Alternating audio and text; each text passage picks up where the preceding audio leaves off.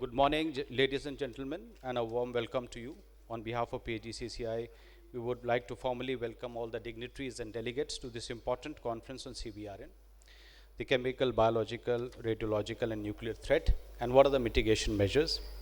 I would like to thank Madam Rolly Singh, the chairperson of National Authority of Chemical Weapons Convention. Thank you, ma'am, for being here. Dr. UK Singh, Distinguished Scientist, Director General, Soldier Support System, DRDO. Thank you, sir, for being here, sir. We have with us Dr. Ranjit Mehta, the CEO and Secretary General of PGCCI. Thank you, sir.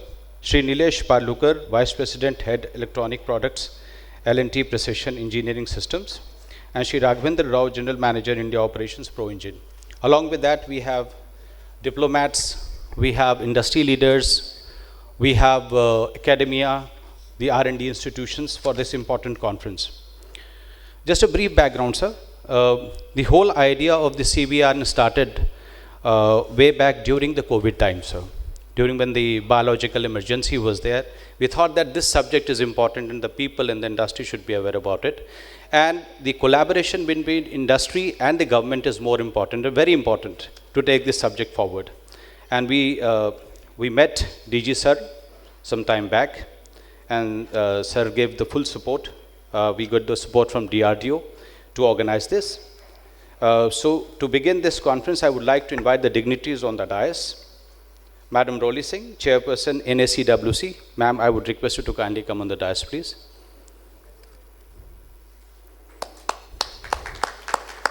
Dr. UK Singh, Distinguished Scientist, Director General, Soldier Support System, DRDO. Thank you, sir. Dr. Ranjit Mehta, CEO and Secretary General, PGCCI. Shri Nilesh Parlukar, Vice President and Head Electronic Products and Systems, L&T Precision Engineering.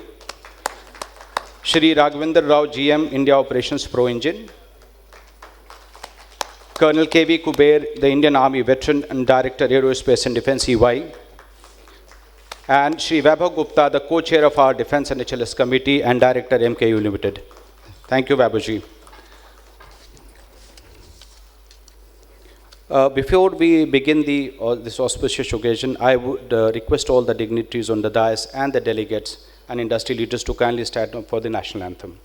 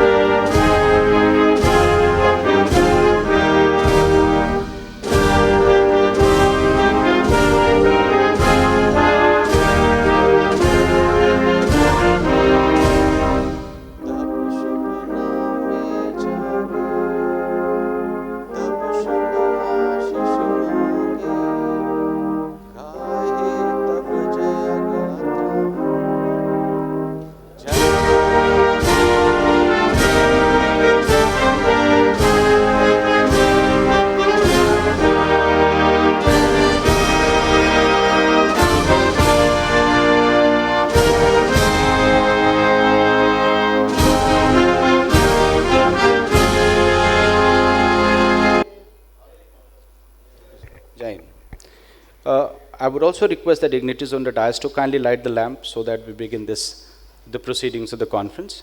I would request Madam DG Sir, SG Sir, Colonel Kuber, Abaji.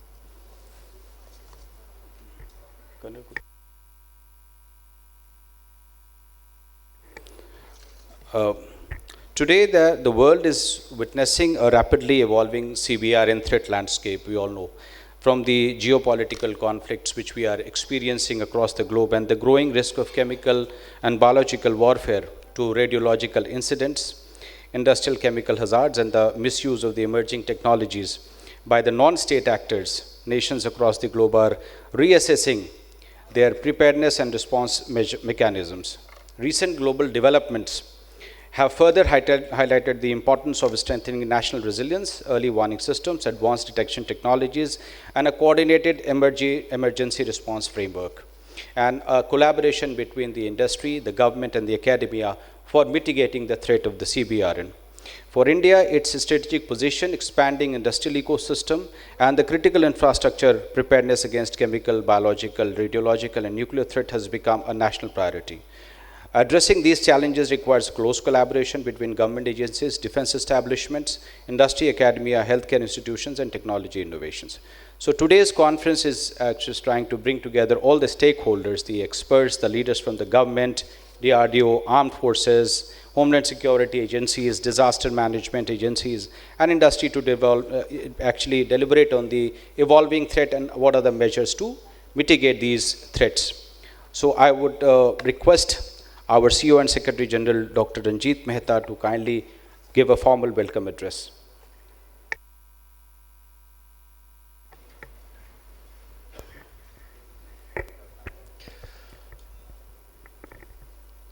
Good morning, everyone. Madam Roli Singh, all the dignitaries on the dais, ladies and gentlemen, men in uniform, and people from media, friends from media, thank you very much for joining us here this morning for this very important discussion on preparedness for biological, chemical, and radiological attack, if it is there. I think today the war is not only fought on borders or with bullets. A single chemical or biological or radiological attack can disrupt, paralyze the economies, and overwhelm the healthcare system. Therefore, preparedness for these kind of threats is not a choice. I think it's a national imperative which requires a lot of coordination. It is not only the duty of the defense forces, I think it's a duty of each and every citizen. We feel that every citizen can contribute in his own way towards this preparedness. And preparedness also reduces the disruptions. What happens if you are not prepared for anything? Then it is a reactive measure. And whenever there is a reactive measure, then of course the disruptions are much more. But when we are proactively responding to a particular situation, I think this brings confidence within all the people.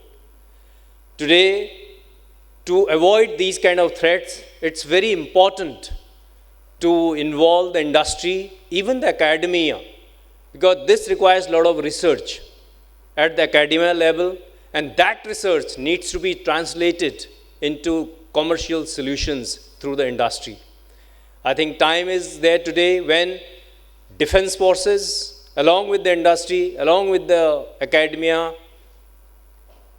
are ready to be prepared for these kind of threats, and it is the only solution that everyone comes together for these kind of threats which cannot be avoided, seeing the current warfare which we have seen. And if you look at the recent wars, they have totally been different. And it's not only a matter of your might, but it's a matter of the quantity, which we have seen in recent West Asia crisis.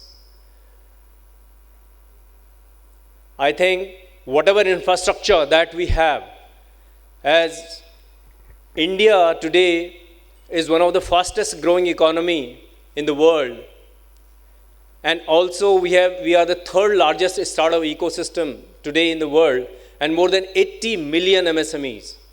I think all these things are safe and secure until these kind of threats are not there, or until these kind of attacks are not there.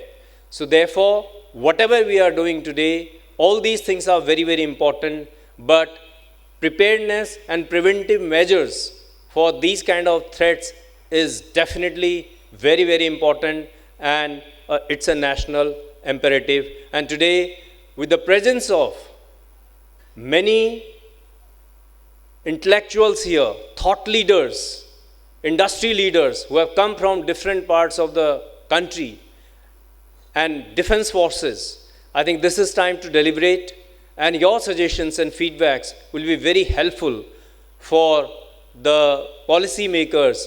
And PhD CCI, with 120 years of legacy, more than 150,000 companies that we are reaching, we are going to prepare that particular report, which will be sent to the policy makers. And this way, I think each one of you will be contributing to the nation building. And thank you very much once again to attend us for this very important discussion today. And we welcome you once again, all of you. Thanks a lot.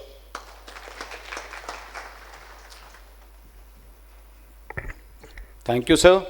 Thank you for setting the tone. And you are right, sir, we need to be proactive. And this is one of the steps towards that proactiveness and a collaboration between industry, government, and academia. I would now like to call Colonel K.V. Kuber, the Director of EY Ernst & Young, to give the theme address and set the tone, the ball rolling for this conference.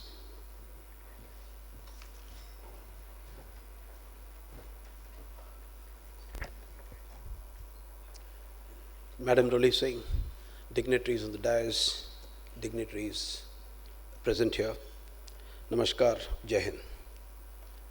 While I was preparing for this seminar, a few questions came to my mind, and as part of the setting the theme, I thought I should flag the questions and some sort of answers. Was there any instance of Cbrn weapons used in the Mahabharata? Can the act of Ashwatthama in the war, towards the end of the war, be compared to a nuclear holocaust, since babies in the womb were also affected? Why did Ashwatthama do this? Did not Lord Krishna and the Pandavas anticipate that a thing like this could happen? Did they have any mitigation methods? Why did the US nuke Hiroshima? What are the chances of a nuclear war in the near future? And how do international relations and geopolitics play in the whole game? Some examples of chemical and biological warfare. Do we need to create capabilities and capacities? Are we adequately prepared? India has a policy of no first use. We know Pakistan has got no such policy. What would be a mitigation strategy for India to even prevent the first use of nuke over her? If there were credible intelligence on use of adversary, what type of reaction time would be available, and what measures can be taken to intercept or destroy the weapon even before it's launched? Ladies and gentlemen, all events get buried in time. Time controls, time counts the lifespan of all living beings. In the Vishwarupa Darshana Yoga, Arjuna asks Lord Krishna a question. He says, Vijñātum iccāmi bhavantham adyam. I want to know who you are. And Lord Krishna replies, Kala asmi lokakshaya krita. Prabuddha lokhan samahrutum iha. Pravutta ruthe apitvam na bhavishyanti sarve ye avastitaha prati anikeshu yoddhaha. Lord Krishna says, I am time. I am annihilation. I am the source of destruction. Incidentally, Oppenheimer actually quoted this when the bomb was dropped on Hiroshima and Nagasaki. In the Mahabharata, Ashwatthama invokes the Brahmashira Astra, which is a combination of revenge, humiliation, grief, rage, and psychological collapse. Do we see such leaders today who are in such mental state, who could take revenge? I think we are seeing them by the day. And revenge, humiliation, grief, and create devastation is something which some of these leaders, when they assume very high positions and as they become more powerful than what they are, this is what could happen. The Mahabharata repeatedly shows prolonged war dehumanizes even great warriors. Escalation, revenge warfare, emotional decision making.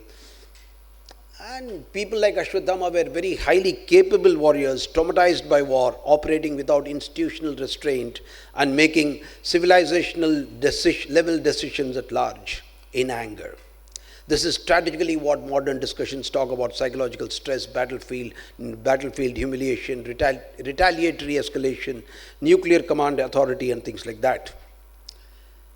Can this be compared to a nuclear war? Yes, because the weapon effects of Brahmashira Astra are described as catastrophic, indiscriminate, long-lasting, capable of destroying future generations.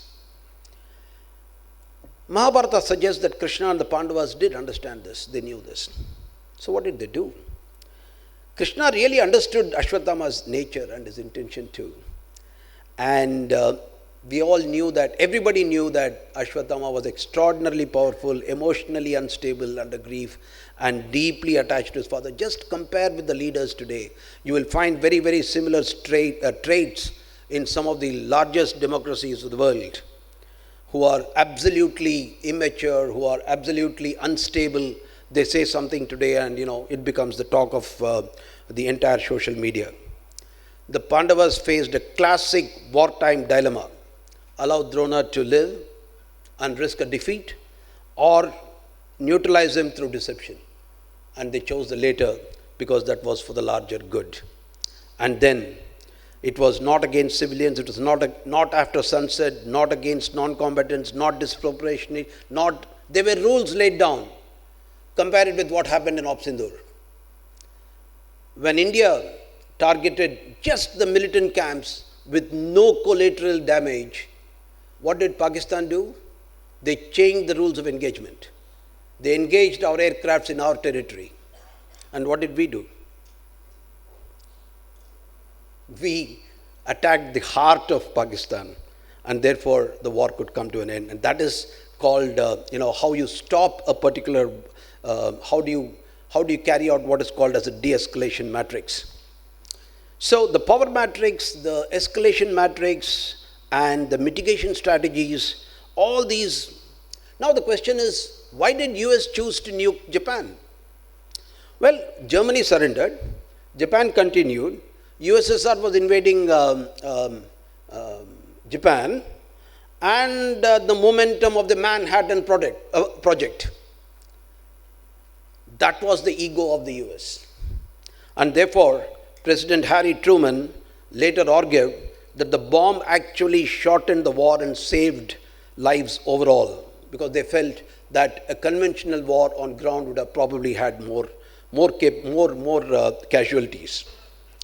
Brahmastra, Brahmashira Astra, binding light, intense heat, environmental devastation, long-term contamination. So, what are the chances that a nuclear war would happen in the near future with all this geopolitics going on? The chance of a deliberate full-scale nuclear war remains low, but the chance of nuclear use through escalation, miscalculation, tactical use, of breakdown of deterrence is meaningfully higher than at any time since the Cold War. And the risk is rising because of arms control collapse. The new START treaty expired on 5th February 2026 between the US and the USSR, the NATO escalation risk, the modernization of arsenals, multipolar nuclear order, and therefore I think it's a very, very unstable world that we are looking at, and there are very plausible nuclear scenarios in the Russia-NATO escalation from Ukraine, India-Pakistan crisis, US-China crisis over Taiwan, North Korea crisis, Middle East escalation, and the bottom line, though it is non-probable, it's no longer comfortably remote. Ladies and gentlemen, the question was, it is, how much time was there when US launched, they had 7 minutes. It was 7 minutes to midnight. Today we are calling it 85 seconds to midnight, and midnight is total annihilation. 85 seconds to midnight, and therefore a tactical weapon you cannot intercept. Biological weapons, yes, there are some treaties. Chemical by far is most stable, with more than about 130 countries being part of it, and the nuclear weapons is something that we do not know what shape it will take, and therefore we need to have our. So what are the industries that would form a part of this discipline? We have detection and sensors, protective equipment, decontamination equipment, medical countermeasures, diagnostics, genomics, nuclear radiological safety, command and control, training, simulation, and therefore what we need is strategic warning, detection, response, recovery, deterrence, and attribution. Ladies and gentlemen, Kala Asmi Lokakshayakrita. Jai Hind.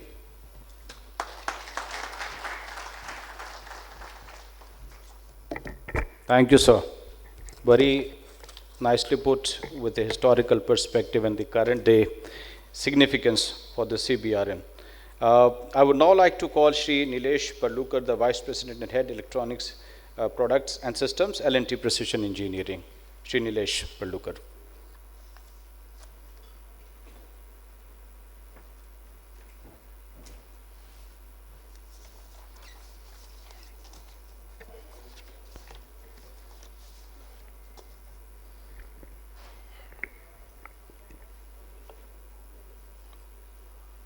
Respected Chief Guest, ma'am, Ms. Roli Singh, Chairperson, National Authority Chemical Weapons Convention, our guest of honor, Dr. Upendra Kumar Singh, DG, Soldier Support Systems, DRDO, Dr. Ranjit Mehta, CEO, General Secretary, PhD, CCI, Colonel K.V. Kuber, and thanks for setting up the context. My industry colleagues,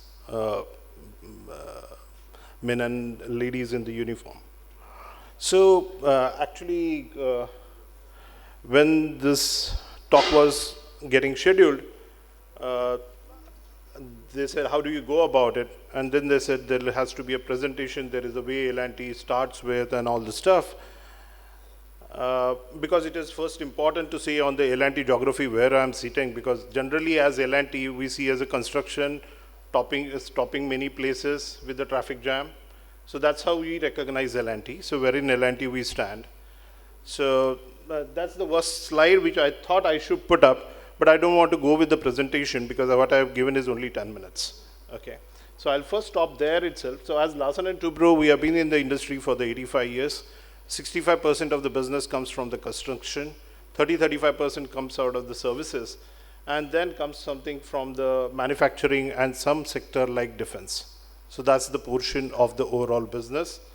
The company has been with 30 billion plus kind of a revenue, and the market cap of around $100 billion. So I just intend to stop here, okay, because otherwise it goes into L&T sphere. And I'll prefer to make this talk as more as an Indian than the Larsen & Toubro. Okay, so that's the first disclaimer that while I'm talking on the behalf of Larsen & Toubro, it's my personal opinion, which is what I'm stating here. So what is the background? I came from the R&D background all throughout my career working on the R&D. I was probably on the system engineering for the BrahMos fire control systems. And that's how I spent my entire career. L&T never looked at electronics and sensors as a line of business. It was a line of business, essentially it was because electronics was business enabler. If I want to do bigger systems, I should have a value chain control. And when we want to do FICVs, when we want to do the future battle tanks, we need the value content to be in our control. And that's how we stepped into this business. As a business enabler and not as a business. So somewhere in the midst of the COVID, management said, enough of spending now, come out of R&D and start handling this as a business. And now the defense electronics becomes from business enabler to the business. Now look at it, and I take a pause and see here. There's a business which we have been working for last 15 years, which is about where we started our association with DRD, Gwalior, as a business enabler. 15 years gone, many people changed, many investments happened, many projects went, started, new started, revised. And in the process, there is a balance sheet which keeps on building up, because that's the investment which has gone inside. And that is what I am staring at. There were two choices to go with. Either we, in association with DRDO, find out an industry who is ready to take it ahead from here and hand it over to them, and or we take a pause and say what can be corrected from here. So the choice was to be made, and I picked up the later.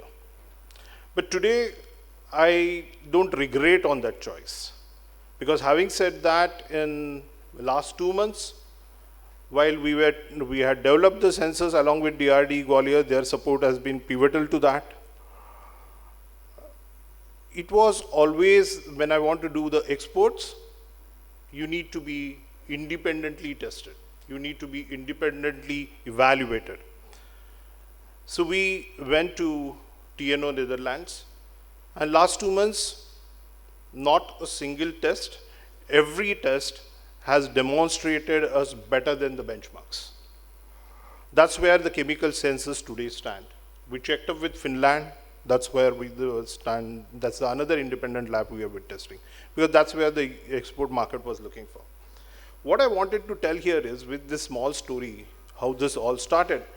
Actually, it is a lot of things which, as an industry, we need to look about. Because first of all, step into this business if you are able to stand for a longer gestation business. If the returns are expected in 5 years, 7 years, that's not the business this is to be in. This is the business which has a longer gestation period. But if we are able to crack it, it has a business.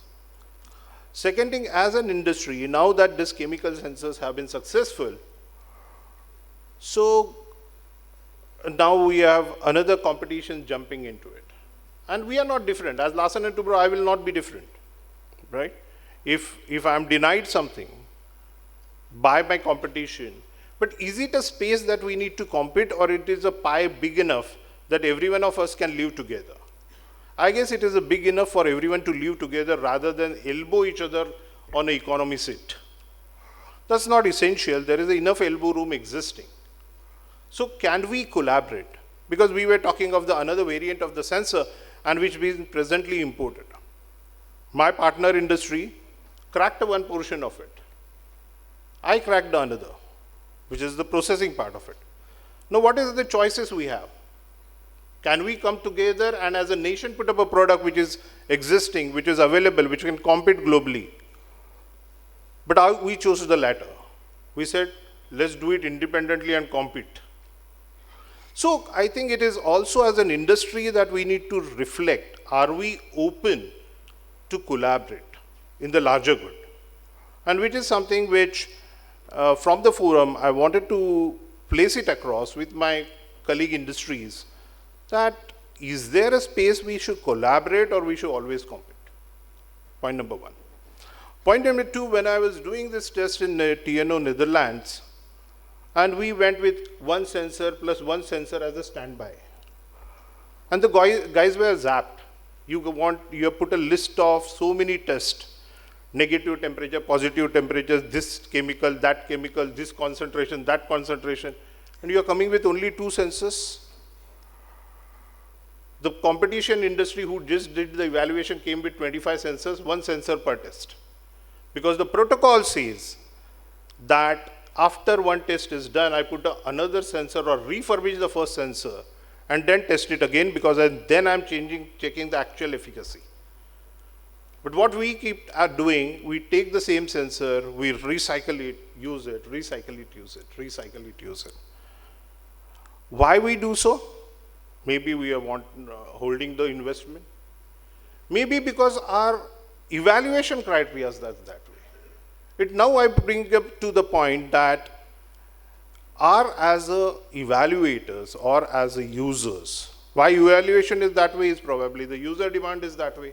Why the user demand is that way? As an industry, as an academia, as a overall ecosystem, have I taken the initiative? Have I done enough to get everyone on the same platform? Because we are trying to test that sensor at -30. The guy was saying, I have at least tested the sensors for 4 other companies till date.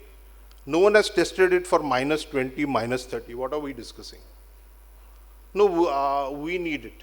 Why you need it? Because the chemical doesn't remain in the same property. No, this is how it is tested.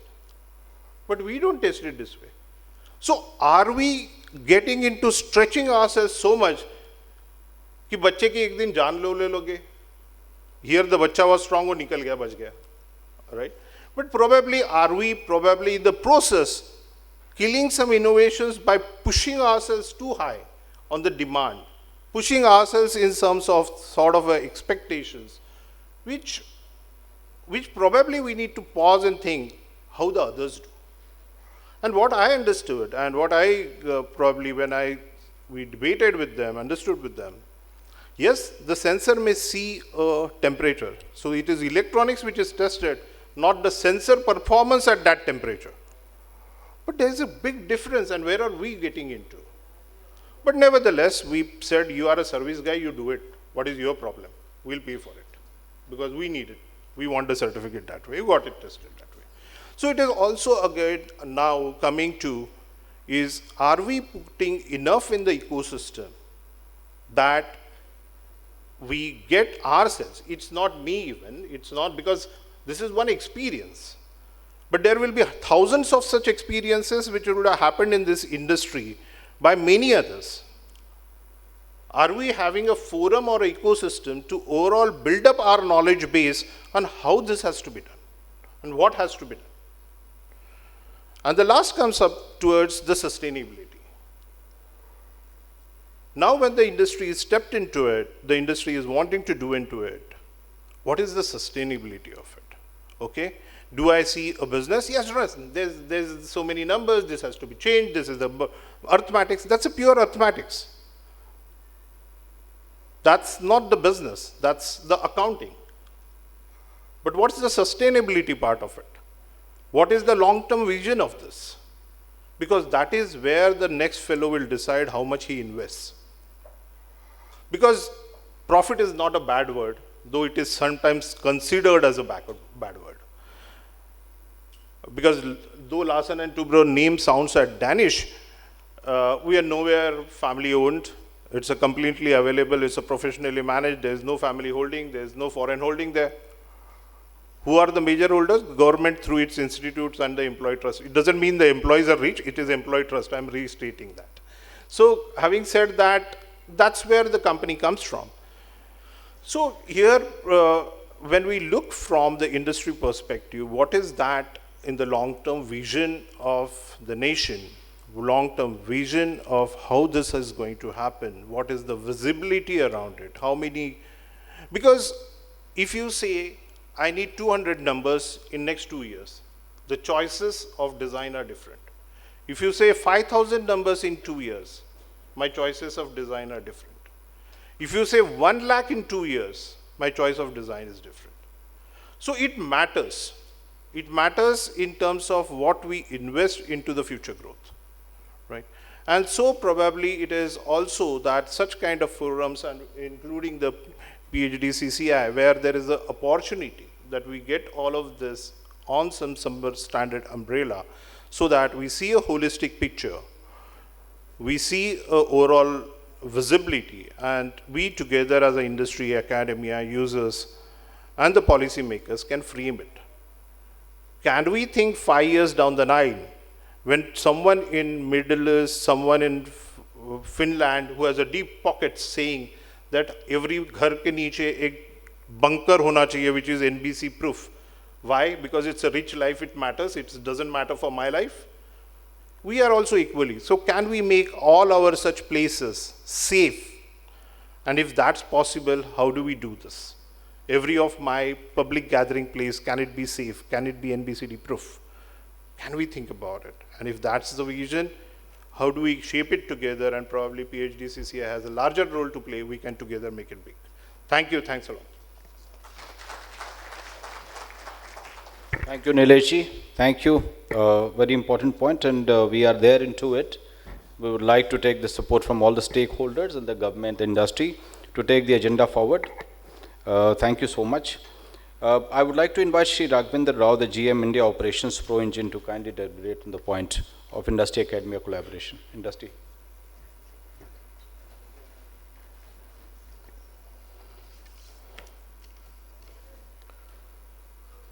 So, good morning, and thank you very much, PhD CCI, for having us here.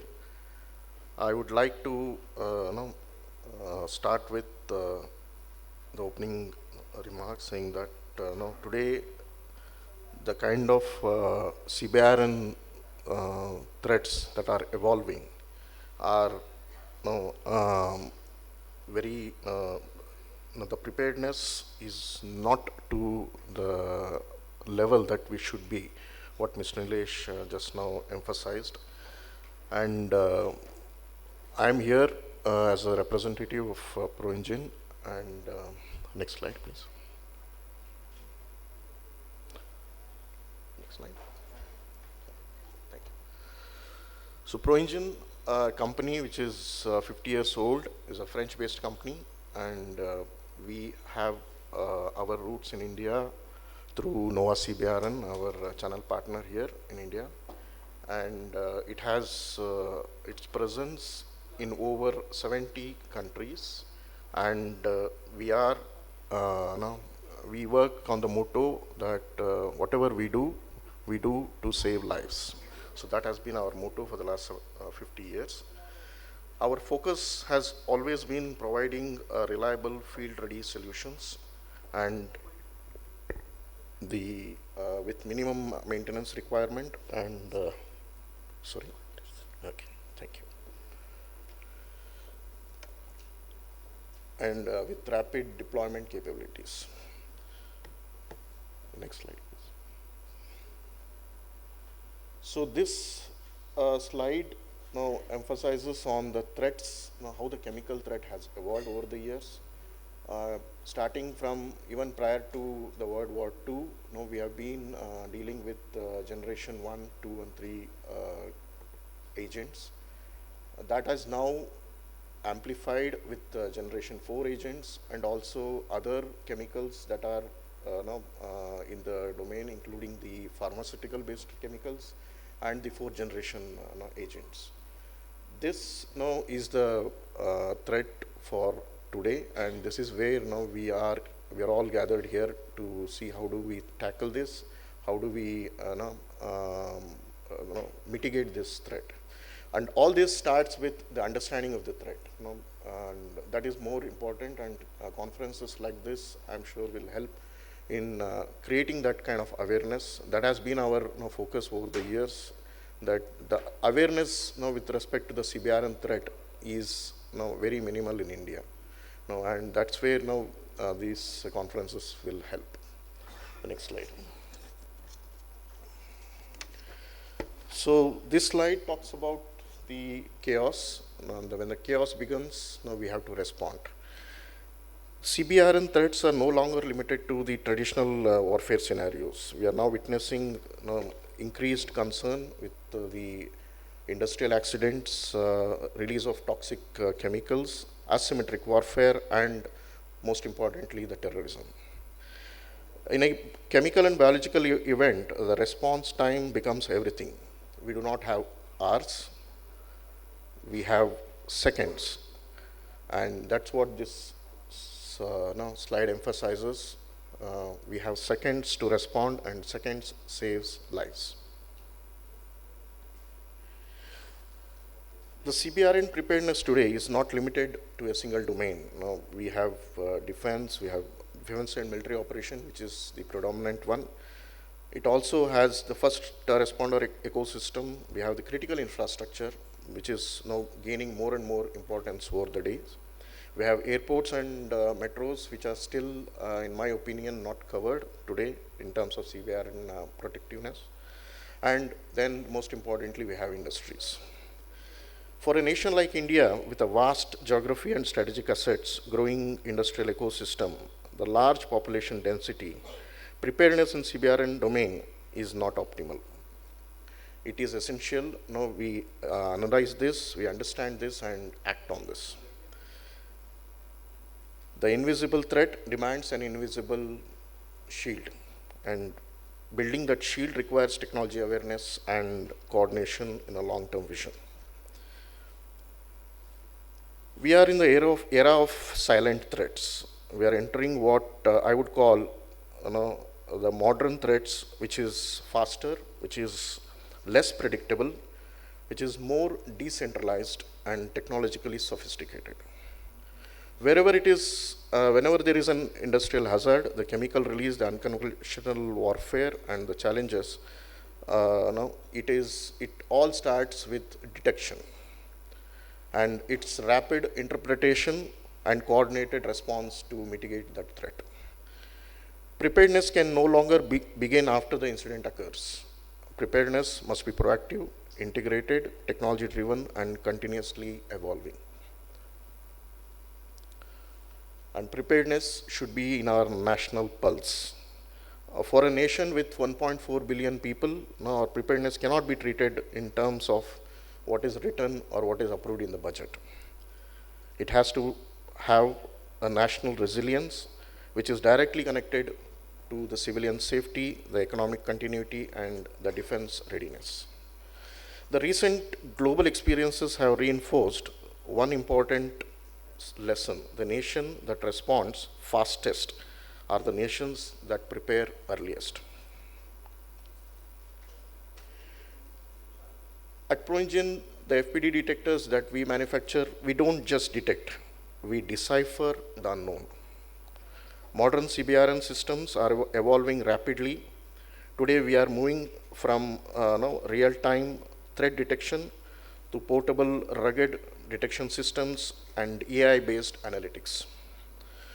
Remote and autonomous sensing platforms and integrated command control structures are our offerings. The challenge today is not only to identify the known threat, the real challenge is being prepared for the emerging next generation threats. And this is where the advanced detection capability becomes very critical. At ProEngine, we strongly believe that early detection saves lives. We have now aligned ourselves with the vision of our nation, that is Atmanirbhar Bharat. And at ProEngine India, we see ourselves not merely as a technology provider, but as a long-term partner contributing towards India's preparedness and ecosystem. Just imagine a situation wherein the future CBRN preparedness, where we will be highly connected, intelligent, and network-driven. Imagine a future where a detection system communicates in real time, smart infrastructure acts as an early warning network, autonomous platform monitors hazardous zones remotely. This is where technology integration becomes extremely important. The future is not only in having a standalone detectors, the future is about connected ecosystems. And the three pillars, in my view, for the future CBRN preparedness will depend on the policy readiness and the multi-technology integration, and also have a seamless contribution, collaboration across the multiple technologies that we use.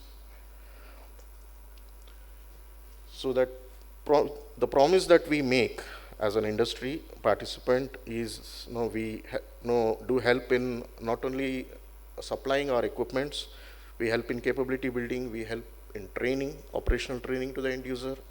We also share our knowledge and continuously all the technology advancements that is going on, not only in India, but across the globe.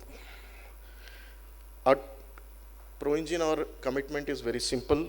We ensure that the invisible threat never becomes a visible tragedy, and help ensure that when chaos begins, India responds instantly. Thank you very much. Thanks for this opportunity. Jai Hind. Thank you. Thank you, Raghavendra. Thank you. It doesn't become a reality, a visible reality. You are right. Thank you so much. We would now request our guest of honor, Dr. U.K. Singh, the Distinguished Scientist and Director General, Soldier Support System, DRDO, to kindly address the gathering. Yes, sir. Thank you, sir.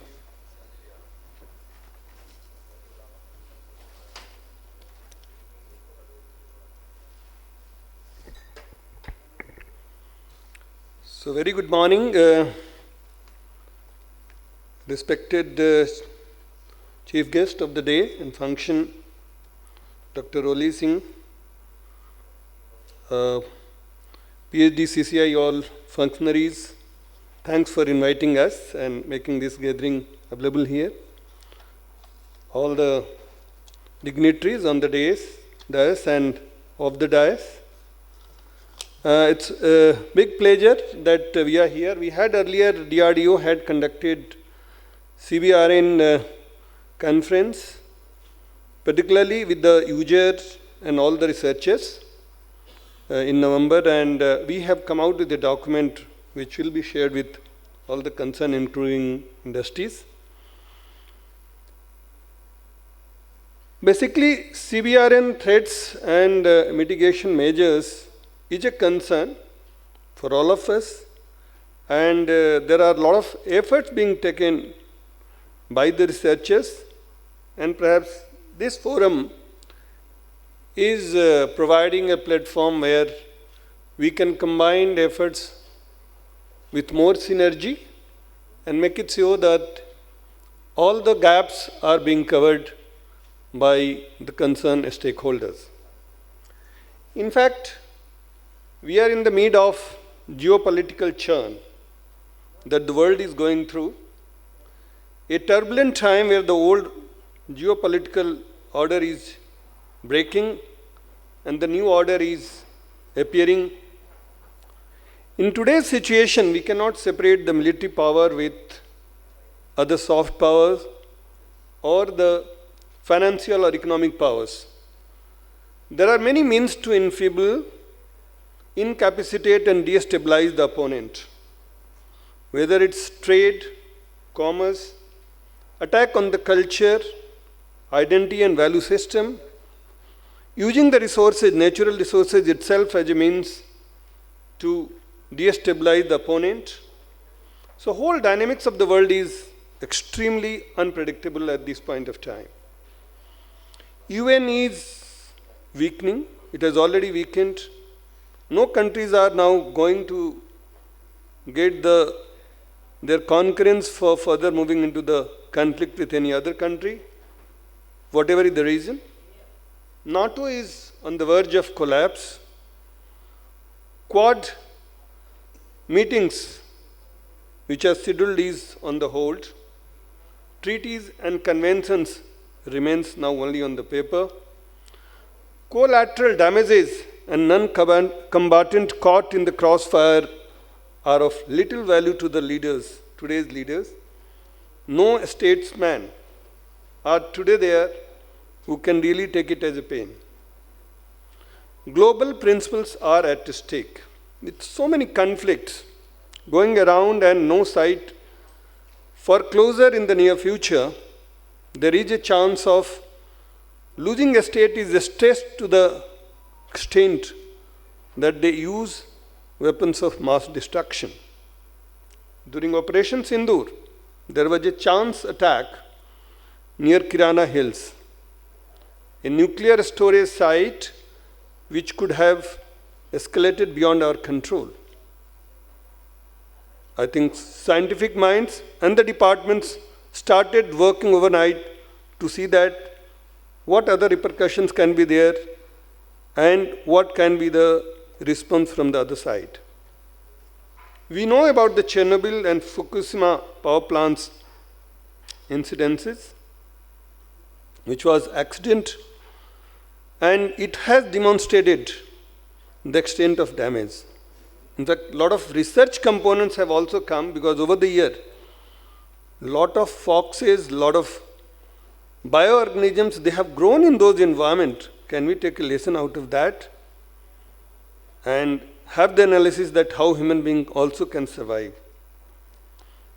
We have heard very recently about the hantavirus found on the cruise ships, which has costed 3 lives among the 150 people. Though that good that it is not transmittable from human to human, but there are aviation flu, Ebola outbreak, dengue fever, Zika virus outbreak in different parts of the world, which has scared all of us. Recent development in 2025 and 26 show that intensified regulatory focus is on industrial chemical being used in the food industry, as well as precursor for drugs, both for the medicine as well as the drugs which can be trafficked for not such a societal purpose. Study jihad drug called Captagon is seized in the NCR region, and huge quantity. We have Director General of Foreign Trades who regulates and monitors the export of dual-use items which can be used for civilians as well as misused for weapon of mass destruction through a process called SCOMET, Special Chemical Organisms, Materials, Equipment and Technology. DRDO is given this responsibility to find out whether it comes under this particular class of category of equipments, process or not. And I find that those requests have started appearing more often, and the number of requests has gone up very high. Today, because of internet and the dark net, open and emerging advanced technology has further been democratized, and these technologies' access are now available to the large community. Only regulations and conventions are not there, will not be able to restrict the possible danger of these threats. Cbrn thus constitute critical dimension of contemporary security challenges for all the stakeholders in India and countries in the world. I think each one of us has a role to play, as other speakers have told. Cbrn threats have direct implications on the national defense, internal security and civil preparedness. The potential threat of Cbrn agents, whether they are done during the armed conflict, by the terrorist activities, or as a result of accidents, it can cause mass casualties, long-term environmental damage and severe disruption of civilian life as well as to our critical infrastructure. Cbrn threat and preparedness is no longer confined to only defense establishment and strategic agencies, but it is now multidimensional, involving health authorities, civil defense, environmental safety, industrial preparedness, and disaster management. Key strategies should include enhancing security governance, strengthening legal secure framework, training personnel, improving detection technologies, and conducting multilateral exercises. We have recently started with Vikiran Prahari, training of a lot of doctors, paramedics, particularly against the radiation and nuclear threats. And now it is expanding slowly all over the country.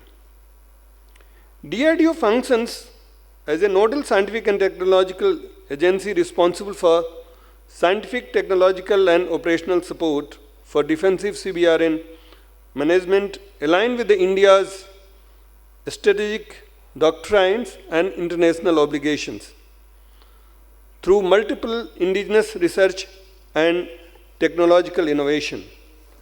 DRDO research focuses on threat detection, personal protection, and medical countermeasures, and the consequence mitigation. In order to achieve these goals, DRDO has established multiple laboratories, particularly looking into the CB and RN part, differently because they need different kind of scientific inputs, which focuses on the development of early warning systems, detection equipment, and protection technologies. Gaganyaan is being supported by DRDO for radiation detection technology. The technology related to Cbrn is rapidly expanding, mainly in areas related to synthetic biology, synthetic chemistry, nuclear medicine, genomics, biotechnology, unmanned system, long-range detection system where still India doesn't have, and artificial intelligence-based sensor network. This technology advancement gives tremendous opportunity to this community, particularly for industry, to develop field-usable products and systems that will help in the Cbrn preparedness. We have already deployed a lot of these equipments in our environment. Trouble is, the equipment which are coming from the outside are not going to work in our environment. We have to do a lot of calibration, the background check, to find out the environment in which we are going to work, whether it will be able to sustain or not, or whether it will be keep on generating false alarms. So very important to have all these tests being conducted in our premises, in our environment. The COVID-19 pandemic has showed the world that biological threats associated with the disease outbreak can disrupt our economy and break healthcare systems. We are all during that time part, particularly our L&T was part of making the oxygen plant with help of DRDO. Only yesterday, WHO had declared Ebola outbreak in Congo and Uganda a public health emergency of international concern, where 80 deaths have been reported. Similarly, the chemical-related industrial disasters like Bhopal gas incidents are prelude to chemical attacks and the effects of the large-scale intentional chemical release which can happen, which will create a trouble for our environment. In addition, there are threat of use of small quantity radioactive material mixed with explosives. Are we prepared for that? These can create the security nightmare for all of us. A core component of DRDO Cbrn role is development of advanced protective equipment to ensure safety and effectiveness of personnel operating in contaminated environment, which significantly enhances the survivability and mission continuity. For our armed forces, it is not that they can move out from the environment. If they are there in the environment, they have to protect, they have to be protected, and they have to work in those environments. Today, multiple research are being conducted, particularly earlier there were no research for the aircraft related platform, for the big infrastructure purpose, but now it is being developed and we hope that it gets translated by the industry for the actual use in our environment. Critical component of DRDO Cbrn strategies involve development of medical countermeasures, including prophylactics, antidotes, and diagnostic tool to mitigate the effects of chemical and biological exposure. Particularly the antidotes, which we have seen even some of our academic experts have proposed and they have come out with the solution space, but we found that it doesn't meet the timeline. Because particularly nerve agents, they act very fast. Unless we are able to match the timeline, this particular solution space also will not be useful. DRDO also collaborates with the military medical services and civilian health institutions to translate research outputs into deployable solutions. In addition to the research and development, we provide enablement of operational readiness through technology validation, field trials, and technical advisory support to the Indian Armed Forces, MHA, and other ministries.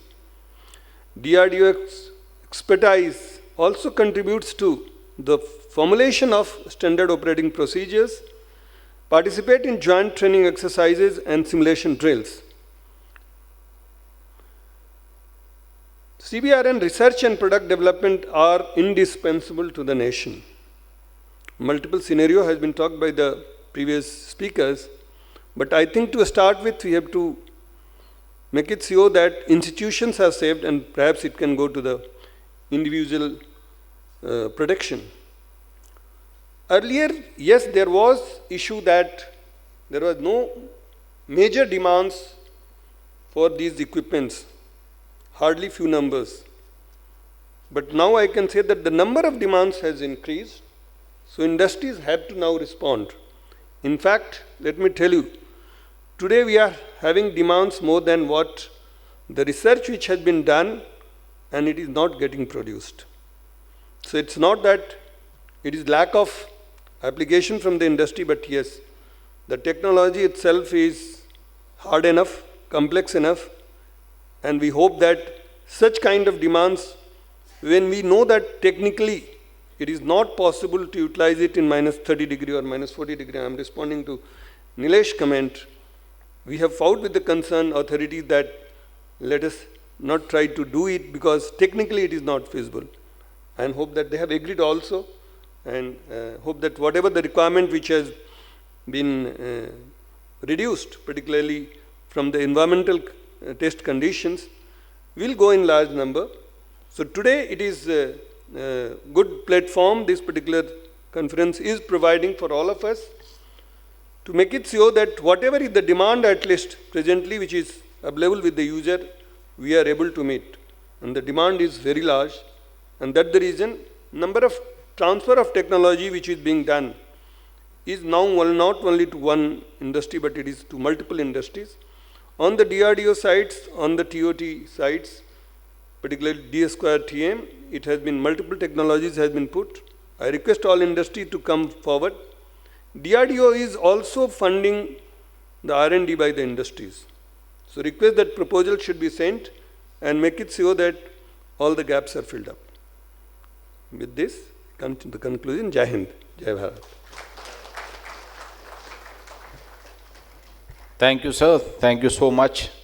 We all know that DRDO has been promoting innovation and helping the defense establishments grow. And the industry must be excited that there's a business case also now. We have large number of users, the products are required in large numbers. Thank you so much, sir. We would now like to invite our chief guest for the day, Ms. Rolly Singh, Chairperson, National Authority for Chemical Weapons Convention. Thank you, ma'am.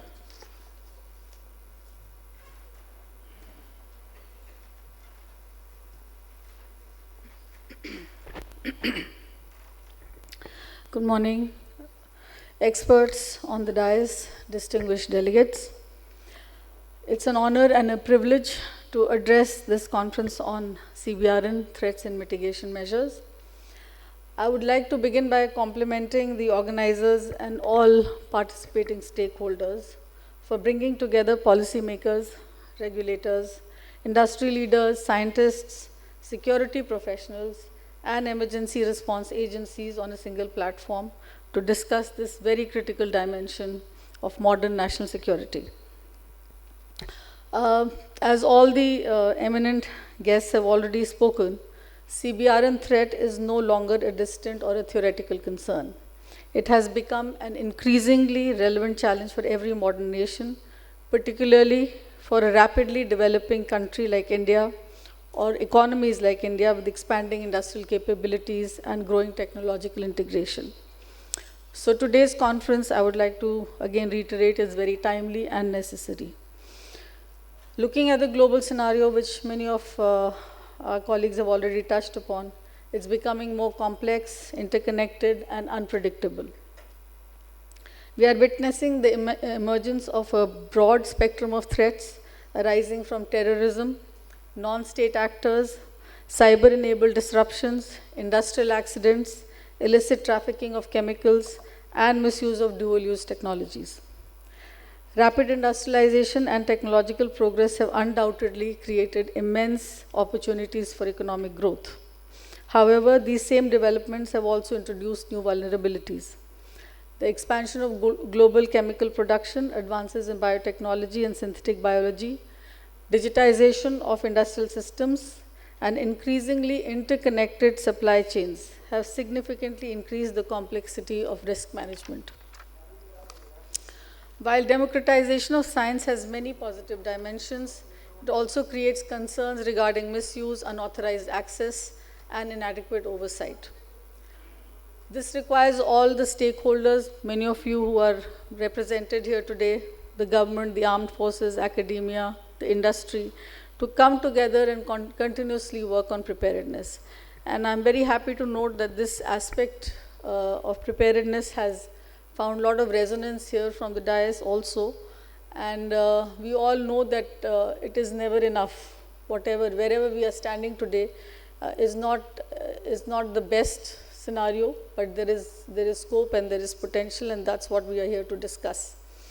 India's stance has been pretty consistent ever since we have signed the Chemical Weapons Convention, and we have an act in place, we have a legislation, we have rules, and we have an authority which manages the movement of chemicals internationally, both import and export. And we are committed to responsible chemistry, safety and security, international cooperation, and also sustainable industrial growth. We realize that regulation is not a one-way street. It has to work with the industry, it has to be collaborated, it has to be driven by the industry. It should not become something that strangulates the growth of this very vibrant sector. And I will not dwell upon the chemical threat that has already been discussed here in detail.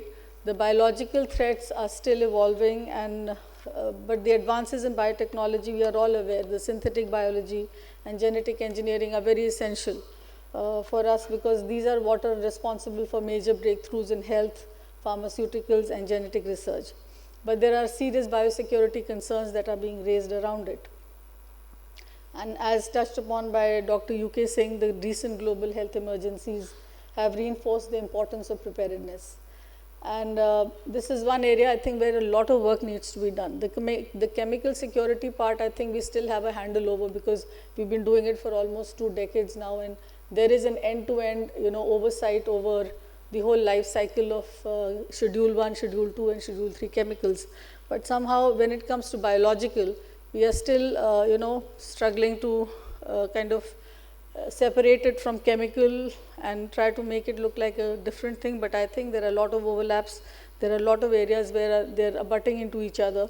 And we really need to see whether we need to look at it in silos or as something that can be handled in an integrated way through a central focal point, rather than as a separate, convention or a separate entity. So, as already pointed out, there is IT which has a huge role to play. So, the dimension of intersection basically between cybersecurity and Cbrn infrastructure, that is something that needs very critical attention. So, the future preparedness frameworks must integrate cyber resilience with physical safety and security systems, because cyber attacks can target sensitive industrial systems which are becoming increasingly IT driven, and it can potentially trigger serious industrial accidents and disruptions to critical infrastructure. Coming to the main point of this conference, I would like to reiterate that nothing can come out of without lack of collaboration, between government and industry. Role of industry is highly critical. Today, industry owns and operates a substantial portion of the infrastructure involved in handling hazardous chemicals, biological materials, and sensitive industrial processes. As a result, prevention should begin at the facility level. Detection is frequently first possible at the operational level. Resilience itself depends significantly upon industry preparedness and response.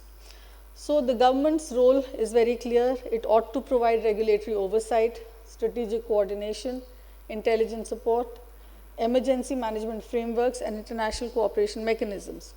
Industry, on its part, can contribute technical expertise, operational experience, innovation, supply chain awareness, and rapid implementation capability. When these two combine effectively, that's when we have a prepared ecosystem.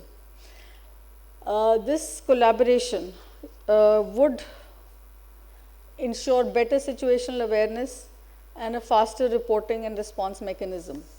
It will improve the compliance culture. I'm saying this because this is where the role of the national authority, which I represent, comes in. And this is a role which NACWC has been trying to discharge ever since it has come in existence about 2 decades ago, almost 3 decades ago. Our efforts focus on industry outreach, awareness generation, and capacity building. We try to facilitate compliance with the mandate of the convention and strengthening chemical safety and security culture. I would like to highlight here a very constructive collaboration between the national authority and the Indian Chemical Council. This partnership represents an excellent example of effective public-private partnership model in the field of chemical safety and security. We have joint workshops, awareness programs, consultations, and training initiatives. This collaboration has contributed significantly towards building trust and preparedness and responsible care practices across chemical sector.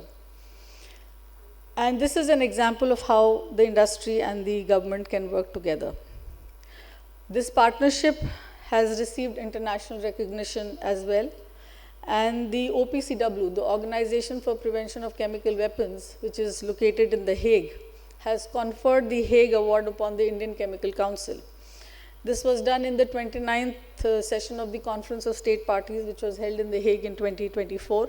And this was given along with another African body which is also working. So it was a joint award which was conferred. And I think this international recognition goes a long way in showing that India is contributing very significantly towards the global chemical safety and security efforts.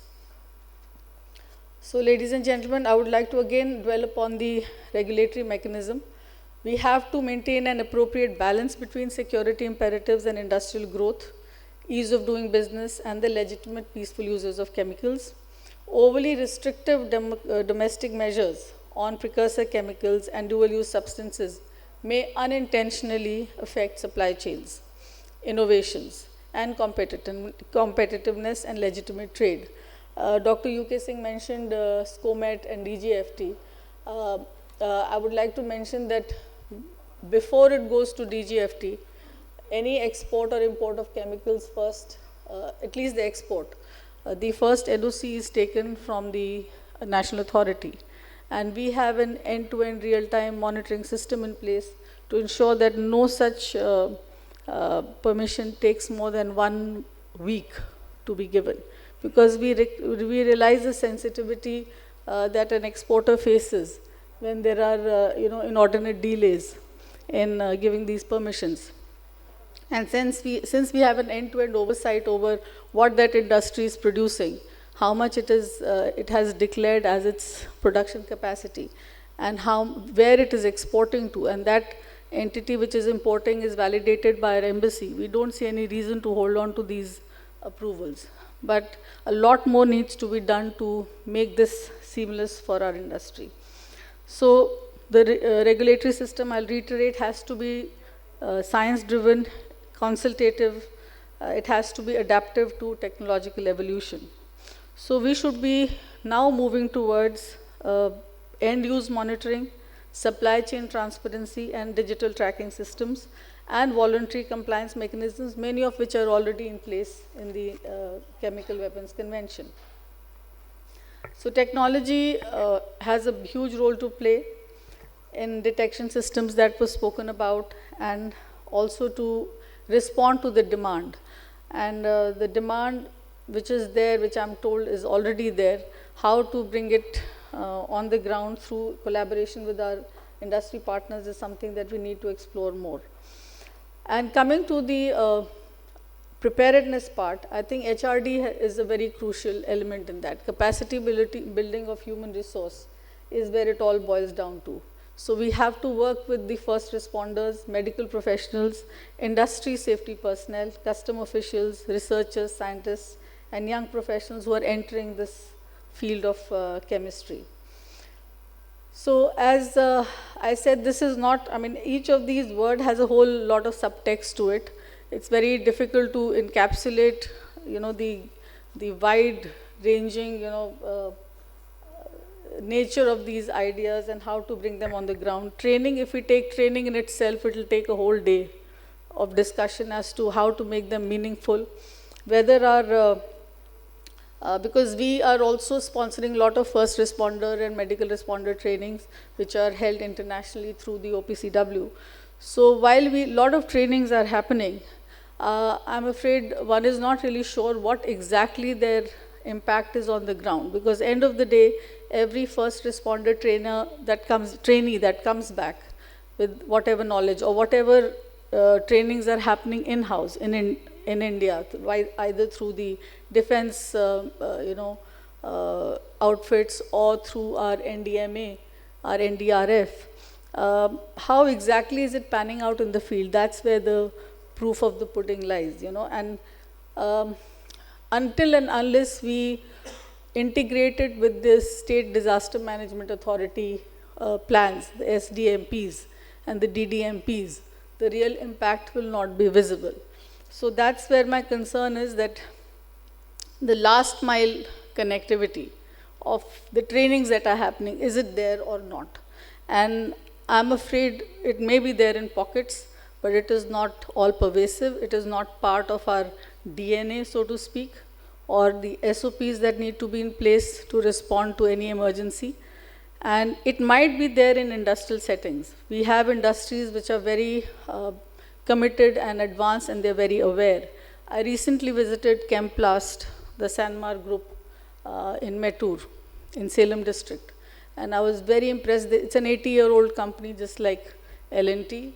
And the kind of commitment they have to industrial safety, the chemicals that they're dealing with, and their understanding of how to handle a disaster which will involve those chemicals is very deep, and it's very sound. They have SOPs in place, they have drills, they have, the whole system is working like clockwork. I was extremely impressed because I realized that within their four walls, they know what is to be done. But as soon as it becomes a disaster, which is because you can't control air and water, and this is the nature of disaster, so what will be the civil response, the civil authority response? That's where the real, the proof of this thing is. And kudos to them, they have worked very closely with the district administration. A lot of it depends on the leadership brought in by the district collector, and how sensitized he or she is to this threat that is, that is there in their ecosystem. So I think it is a responsibility of the industry also to sensitize the district administration. I would say that it is our job to be that bridge. The government has to be that bridge, the NDMA has to be that bridge. Even the civil-military interface also needs to be brought in here, because we don't know when we need to call upon the military, or our defense forces. When the problem becomes huge, then we do call upon them. And how will that work? So end of the day, every safety ecosystem has to work through SOPs. It has to have a very clear-cut, incident response system in place. People have to be identified who would be taking care of that issue when it happens. Somebody talked about antidotes and chemical antidotes. Do we have that preparedness in our district hospitals, or even our big medical colleges that are there in big cities? So trainings need to focus on, not on individuals getting trained, but now on systems. The trainings have to be embedded into your district disaster management plans, so that people are aware how it is done. Now this Chemplast, again I'm naming that industry because I just visited and it's still fresh in my mind. They have done trainings for NDRF. NDRF has found it valuable to approach that industry and get trained on how to handle things which are which will happen with chlorine. And they had documented the whole training, and I think it was very heartening. It is another example of how government and private can work together and learn from each other. So to conclude, I would like to emphasize that Cbrn preparedness today is not merely a security concern. It is a public safety imperative. an economic resilience issue, a technological governance challenge, and a sustainable development priority. We have to not do it through regulation alone. It requires trust and partnership, a shared responsibility, and a continuous cooperation amongst all stakeholders. And our strength lies in this collaborative approach. I'm confident that the deliberations in this workshop and this conference will contribute towards strengthening India's preparedness and promoting a safer and a more secure and a resilient future. So I will conclude with the 3 Ps: preparedness, partnership, and prevention, supported by responsible innovation, are the pillars of effective CBRN resilience. With that, I would like to thank you once again. Jai Hind.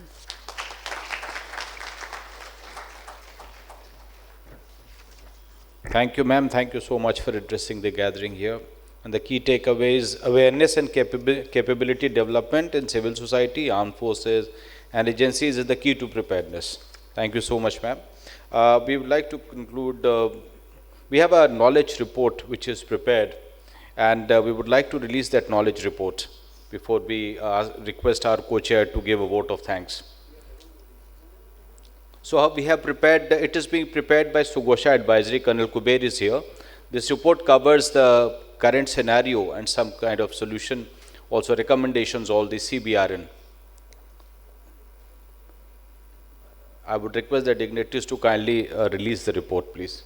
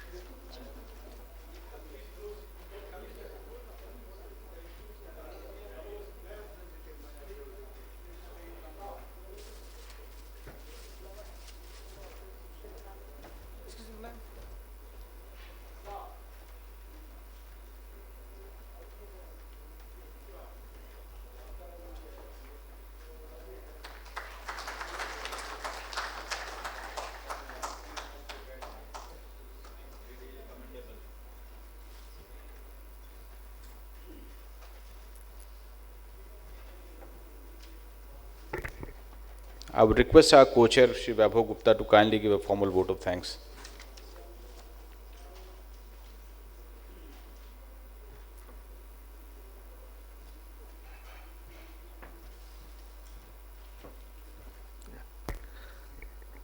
Good morning, everyone.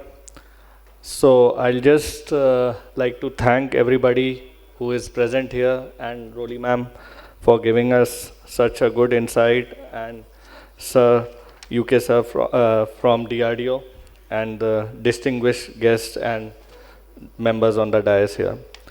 So just wanting to highlight few key points. Roli ma'am pointed out about innovation-led development with industry government partnership for a prepared ecosystem, and NACWC, where she's coming from, is willing to support and handhold such initiatives. Upen sir spoke about international events that give us a good indication of what is to come, and we should, be prepared for it. And recently, just I think so yesterday or something happened in UAE. Nuclear plant was attacked very near to it. There was some attack, and that calls again that such incidents will be coming closer and closer to India, and we need to be prepared. Colonel Kuber pointed out the growing importance of CBRNE, and what he brought his famous quotes from Mahabharata. I really love that, and especially the Sanskrit part. And Nileshji pointed out about the issues with the standardizations, and they need to be harmonized in India as per the international test standards, so that whenever we are going for exports, such things should not come in the way. So our products are also acceptable outside India. And he spoke about investments versus opportunity, and he's done a lot of investment. L&T has done it. and they are really looking forward to some business from that. Then Raghavan pointed out about the technology awareness and the invisible shield. And I would like to thank members of the PhD team here, especially Ranjit ji, for arranging this conference and giving us the platform to come together, and along with him Nasir ji, Pulkit ji, and Sachin. Good work done, and we are all looking forward to good interactions during the day here, and taking forward these discussions, converting them into business opportunities as industry folks are present here. And I guess people from the forces, especially the engineer branch, are here, and we will get good time to interact with them and understand how to take these opportunities forward with them. Thank you, and Jai Hind. As we conclude the inaugural session, I would request CEO and Secretary General Dr. Mehta and Vaibhavji to kindly felicitate Rolly ma'am. I would request. Udhar se aage. I request you to kindly come in the front.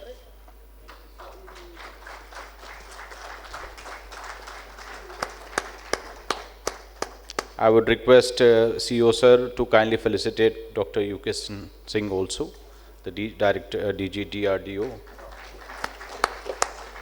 Babaji, if you can kindly join also. I would request SG sir to kindly felicitate Mr. Nilesh also. Mr. Nilesh Perlukar, the Vice President and Head Electronics Products and Systems, L&T Precision Engineering. Shri Raghavendra Rao, the GM India Operations Pro Engine. Babaji, if you can kindly felicitate.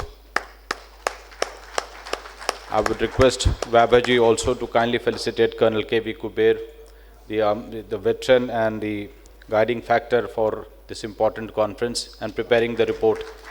Thank you so much. Thank you. We will have a group photograph, sir, if you can kindly come in the front. We'll break briefly break for 15 minutes for a tea break, and then we join for another session.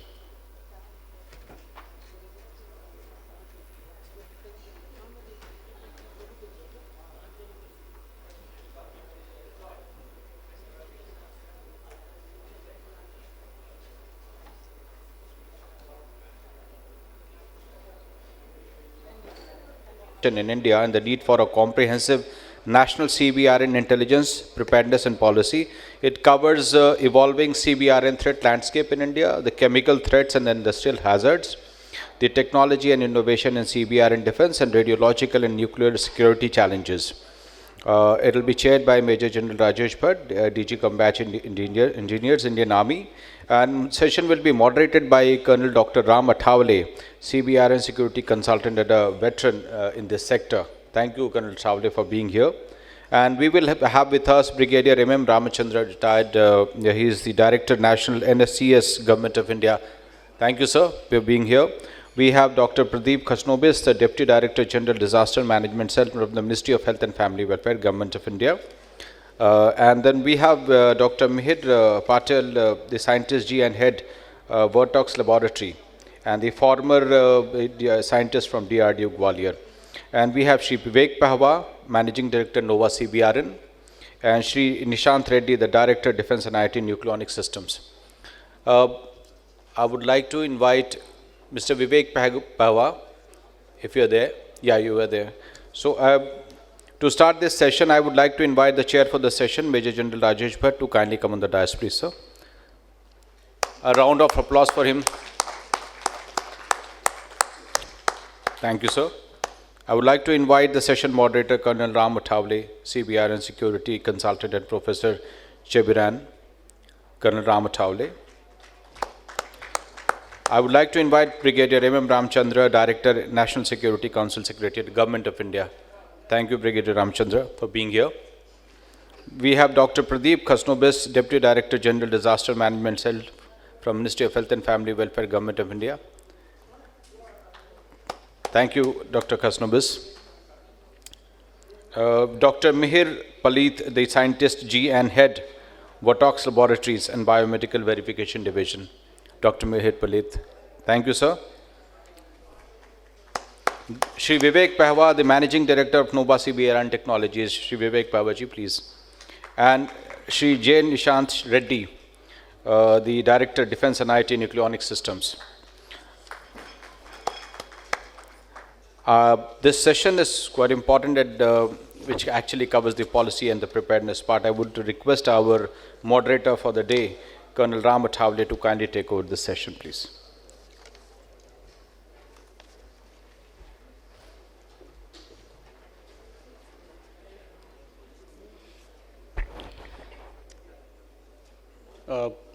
Good morning, ladies and gentlemen. At the outset, I would like to thank PhD CCI for organizing such a insightful and interesting conference today on a subject which is less understood. It's a subject which needs more awareness and needs more clarity.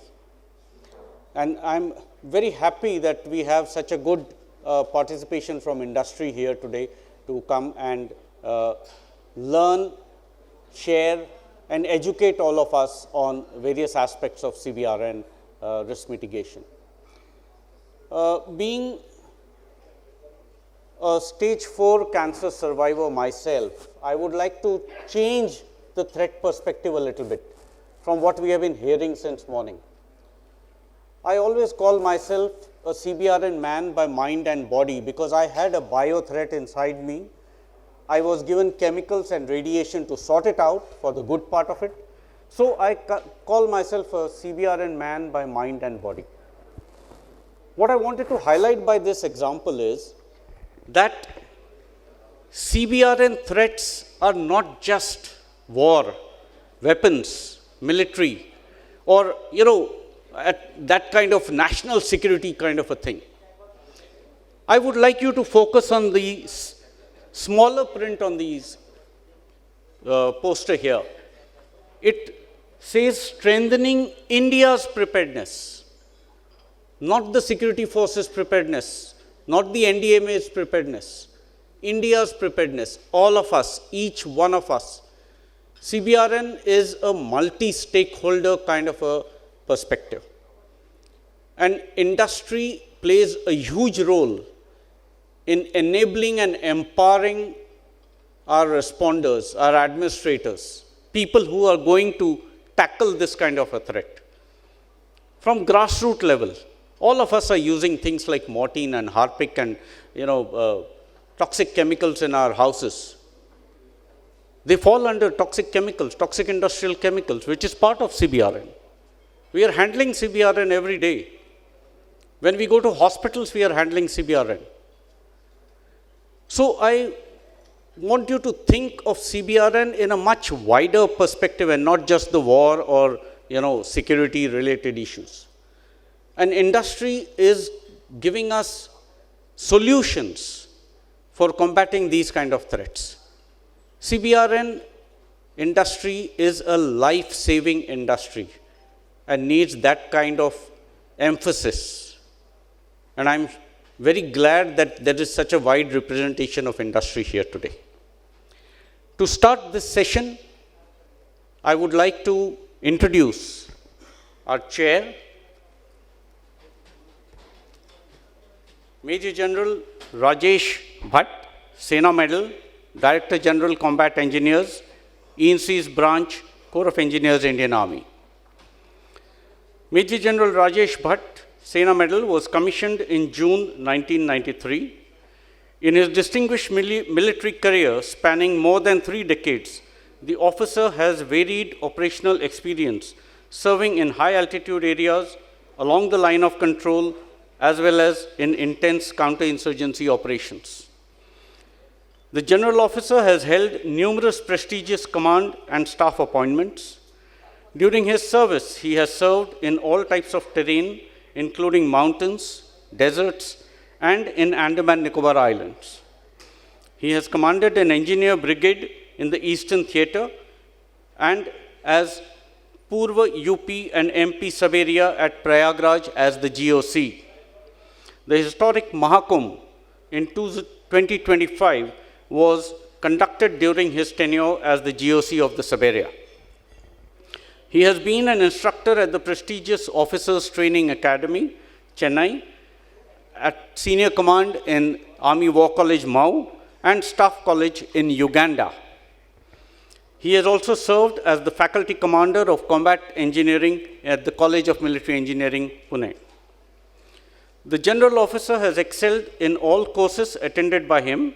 He has attended the prestigious Staff College course at Defence Services Staff College, Wellington, and the Higher Defence Management course at Secunderabad. He is a Bachelor of Civil Engineering and holds Master's degree in Management from Osmania University and Defence and Strategic Studies from Madras University. Major General Rajesh Bhatt assumed the appointment of Director General Combat Engineers, ENC's branch, Army Headquarters from September 2025. I now request the Chair to come and address the gathering.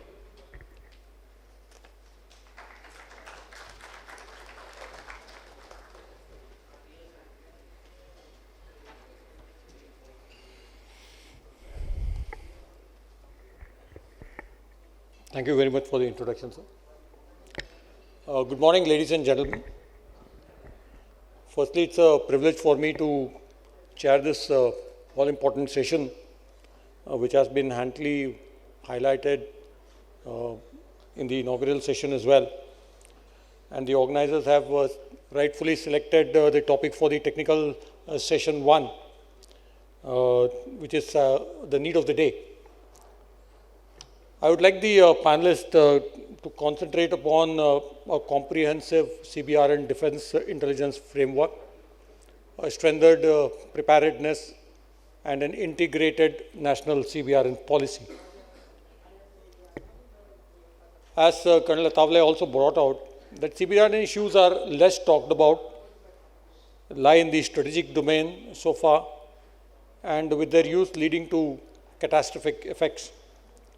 Lately, the developments in Cbrn domain have raised serious concern globally, with each vertical of Cbrn being unique and of a different character. The threat environment has become more complex due to convergence of terrorism, cyber capabilities, emerging technologies, and asymmetric warfare. The most important thing is that these threats are mainly invisible and difficult to detect, with impacts extending beyond casualties to affect society, infrastructure, environment, and economy on a large scale. Their psychological effects create fear and panic, while long-term and environmental consequences may continue for generations. Closer home, we have a unique security environment, as you're all aware, with two nuclear-capable collusive neighbors, and with ambiguous nuclear doctrines. While Pakistan's progress in the field of Cbrn is noticeable, but it is the rapid progress of China that is more worrisome for us. And China maintains a steady nuclear weapon profile of approximately 300 nuclear weapons for almost 2 decades. But since 2016, they have broke up their self-imposed restraint, and they are now assessed to be holding at around 500 weapons as of May 2023. In addition to the existing geopolitical realities, rapid industrialization and expanding urbanization, increasing vulnerability to diverse Cbrn-related risks exist. Incidents such as the Bhopal gas tragedy, the Louisiana gas leak, Mayapuri accident, and the pandemic demonstrate how such events can seriously challenge national resilience. In fact, just last month, even in US, there was a accident where hydrogen sulfide gas got leaked, and there were 2 fatal casualties. And such incidents have happened in other states in US as well as in Europe as well. Recently, the fear and hysteria created due to the recovery of ricin from a suspect in Gujarat amid the heightened security climate post Red Fort blast are a clear indicator of the psychological impact of such toxins and the need for a foolproof architecture for preventing such incidents. The impact of new age technologies on the lethality of Cbrn agents and their delivery means further complicates the matters. AI and various LLMs can facilitate easy development of complex CBRN agents in a very short time frame. This will result into serious challenges in their control and regulations. Another important concern is the growing asymmetry between risk and mitigation capabilities. Materials, technologies, and threat-generating agents associated with these threats are becoming more accessible and cheaper, whereas protection systems, detection equipment, and countermeasures remain expensive, technologically intensive, and limited in availability. Considering all these facts, it is imperative that we keep ourselves updated and well prepared to counter these threats. These challenges cannot be addressed by any single organization alone and therefore require a coordinated, integrated, and joint approach. Before progressing the session further, let me bring out certain important actionable points that come to mind. For robust national CBRN intelligence architecture capable of early warning, we require regulatory mechanisms and detection sensors across all entry points, ports, airports, key locations, critical infrastructure, transportation hubs, industrial corridors, and major urban centers for timely detection and rapid response. Preparedness must become a continuous national effort rather than a reactive response during crisis. And this requires mapping, digital databasing of likely hazard zones along with regular drills and inspections. Simultaneously, capability building in protection, detection, and response systems must be strengthened, with industry playing a vital role in delivering indigenous technologies and specialized equipment. The need of the day today is wherever a response has to be undertaken, it should be without human intervention. That is, it means that whether I'm detecting or for that matter, I'm responding to an eventuality, at that time it should be fully robotic in nature so that human involvement is minimum. Public awareness also is equally essential. As seen during the Mayapuri incident, hazardous materials may not be easily identifiable by the public or even first responders without specialized training, highlighting the need for regular awareness, reporting procedures, and capacity building. Artificial intelligence, predictive analytics, unmanned systems, advanced sensors, and network communication platforms will continue to shape the threat and response spectrum. India needs a comprehensive national CBRN policy framework that integrates the efforts of various ministries, armed forces, disaster management agencies, scientific institutions, and industry stakeholders. As we deliberate today, our collective objective must be to move from reactive response to proactive preparedness, from fragmented capabilities to integrated national resilience, and from isolated efforts to a whole-of-nations approach. Thank you. Jai Hind.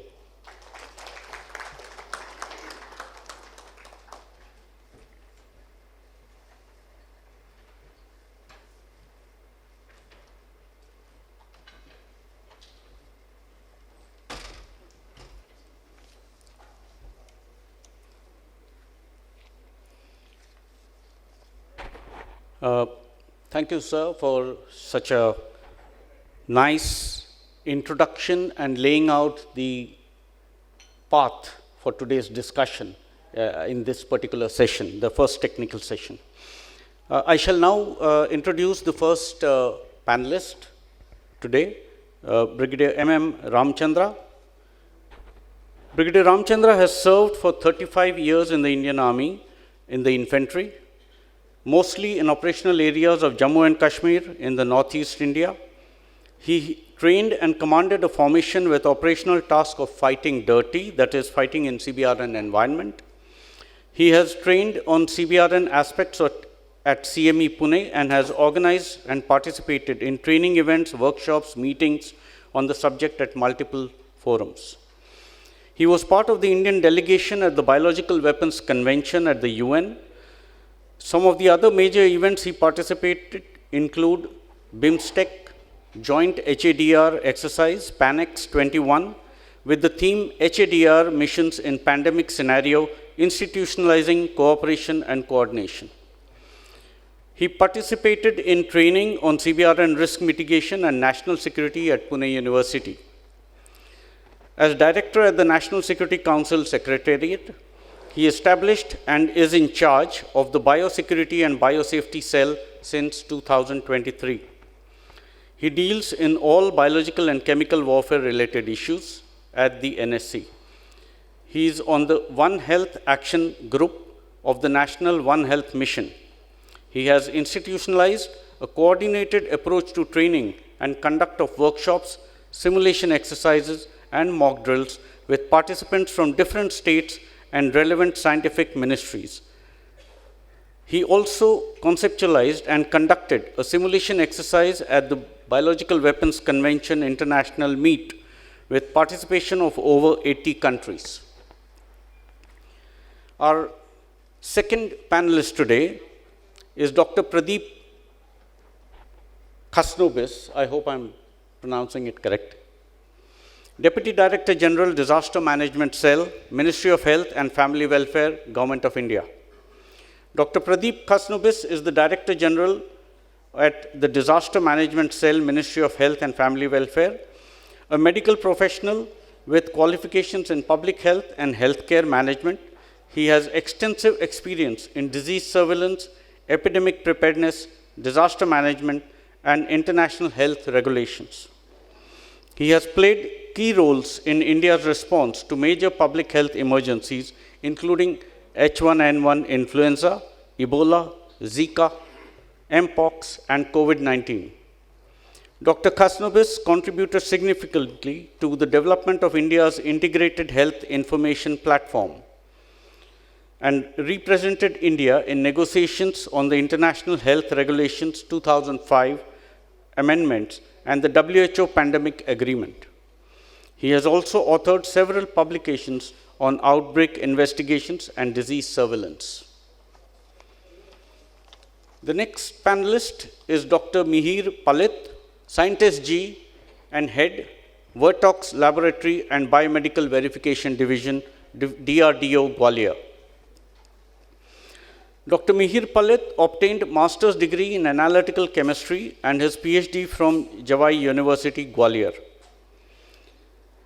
He started his career in January 1991 at the Defense Research and Development Establishment, DRD, Gwalior, India, which led him to specialize increasingly in the field of chemistry with complex multidisciplinary projects, and also got an opportunity to work in the international organization, that is OPCW, Organization for Prohibition of Chemical Weapons, The Hague.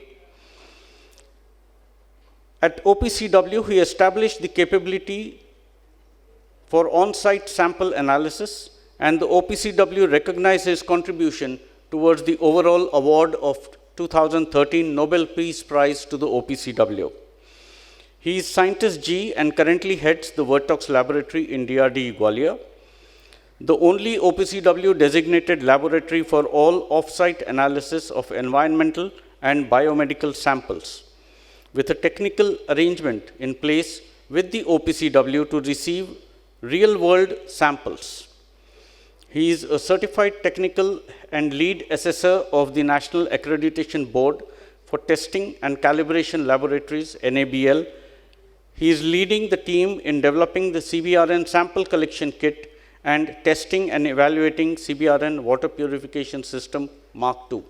I would like to add here that our Vertox laboratory in Gwalior is also a designated inspectorate laboratory by the OPCW, meaning that our scientists can be sent to inspect other OPCW laboratories across the world, which is a recognition of our expertise in this chemical testing process.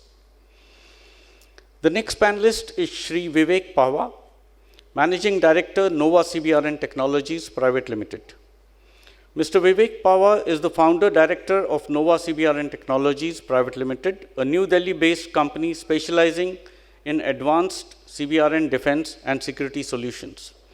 With over 30 years of experience in the Indian Cbrn industry, Mr. Pahwa has been at the forefront of introducing cutting-edge technologies and integrated protection systems for defense, homeland security, strategic infrastructure, and critical industries. Under his leadership, Nova Cbrn has emerged as a trusted turnkey solutions provider, offering end-to-end Cbrn monitoring, detection, response, EMP, NEMP protection systems, NBC filters, hazard prediction software, and integrated CBRN command platforms.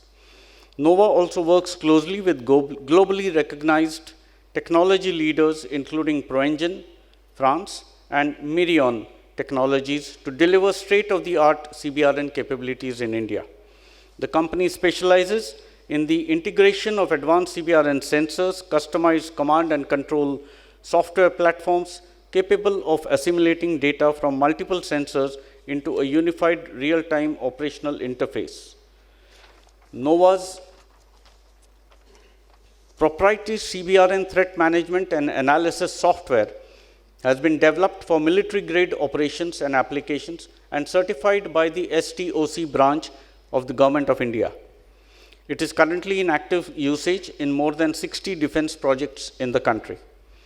Mr. Pava has been actively involved in delivering customized solutions for Indian defense establishments, strategic government installations, public sector undertakings, and private defense integrators. His expertise lies in bridging advanced global technologies with indigenous integration capabilities to strengthen India's preparedness against evolving CBRN threats. The last panelist that we have today on the stage is Shri J. Nishant Reddy, Director, Defense and IT, Nucleonics Systems Private Limited. Mr. Reddy has been closely involved in architecture, design, and development of NXG series of nuclear instrumentation. He is also closely involved with architecture, design, and development of integrated CBRN solution for critical infrastructure, ships. A patent is pending for this. Architecture, design, and development of CBRN systems for airports and seaports. Strategic tie-ups with national and international companies for CBRN product and business development in defense and homeland security. Project Director for airports, strategic defense facilities, implementation role, customer and partner relations, and timely project execution and maintenance innovation for future. Setting standards for the company values and employee culture, the company has achieved employee performance, ensuring employee wellness, and is responsible for the AS 9100D compliance. Corporate social responsibility of Nucleonics involves receiving Capital Foundation Award 2025 for outstanding contribution to wellness and anti-drugs movement. I welcome all panelists here on the stage, and we look forward to a very fruitful discussion in future. I shall begin by posing two questions to each of the panelists with the permission of the chair. I hope that the panelists would be able to bring out the essence in the answers that they give to these questions. My only request to the panelists would be that please restrict your answers to 5 minutes, because we are very short of time and we would like to cover a lot of ground. We have another session before lunch today. So I would request all of you to restrict your session or your explanation to just 5 minutes.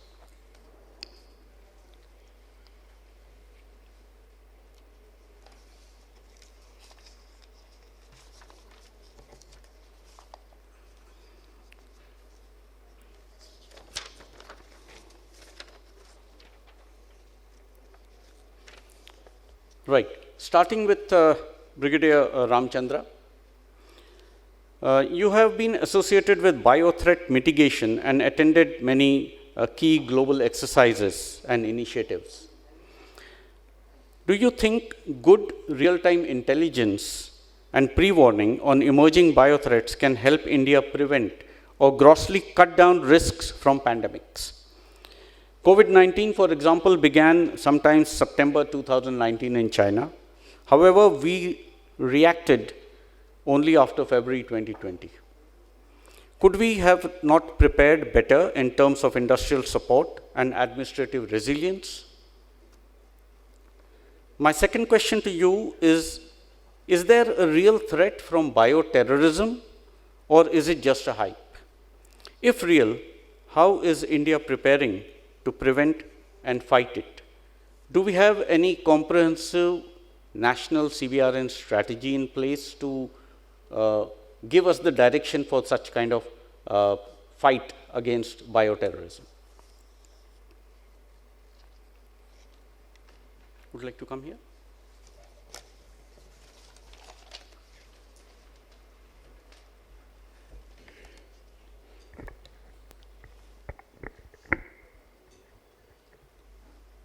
Good afternoon, everyone. And thank you very much, sir, for the kind introduction, the kind words. He's been my instructor, so hearing it from him is a big privilege for me. About the questions which he's posed, he knows what questions will trick me, and so he will pose them. Thank you, sir. Firstly, round of applause for hosting such a wonderful event, and a round of applause for the hosts. Really marvelous. When first I got to know about this event, I was really pleasantly surprised that we are having a direct interaction with the industry, which is very much required on this very, very crucial subject.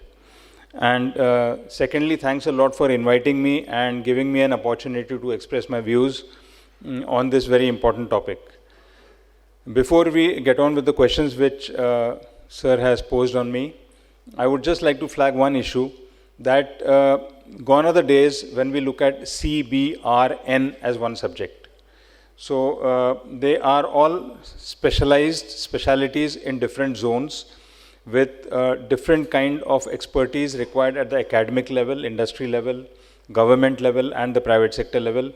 And so probably we can have a separate session of one day each on each one of them. That is the kind of scope that we are looking at today. Coming specifically to the questions, because I've been given that time limit and I have to abide by my sir. If we have to look at bioterrorism as a hype, I think we are living in some ancient fallacy world. Today, since morning, the aspect has already been brought out by so many eminent speakers that this is a live threat which is on our head and we need to take it by the horns. There's no question that it's just a hype. It is definitely a real threat. We have adversaries who are continuously finding ways and means to surprise us in different ways, not only by using conventional forces, but also by using non-state actors. So coming to the CBRN part of it, I will mostly be dwelling on the B and C aspects. To start with, sir asked about intelligence. Well, as a military person and as any person dealing with security forces, intelligence definitely is the bedrock of all operations is intelligence. And so it holds good for bioterrorism also.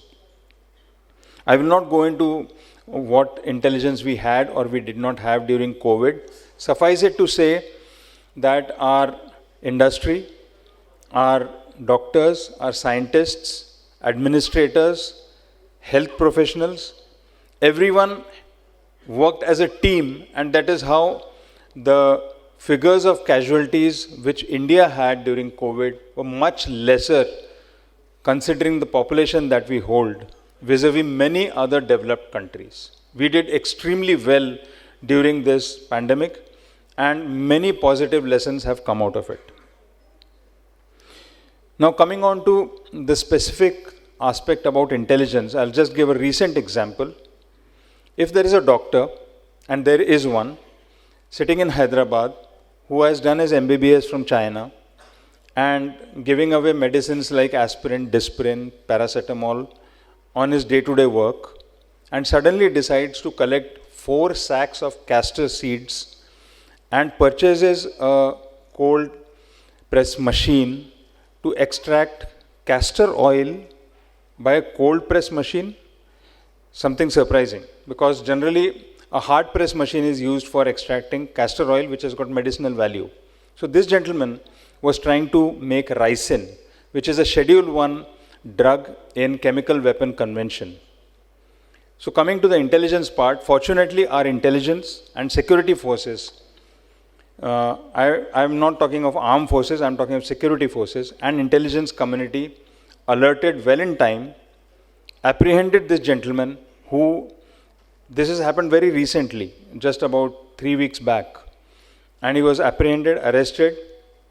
He had foreign links and he was being coached from across the borders on how to make ricin and how to use it for poisoning and using it as a weapon of mass destruction.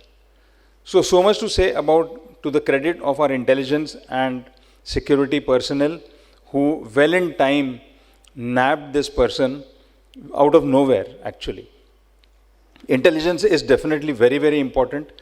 But the trick is, the challenge is, how do you get actionable intelligence? You may have a lot of information, a lot of knowledge flowing all over, but how do you get actionable intelligence well in time before it hits you? So for that, we have something called a collaborative approach, which we are promoting.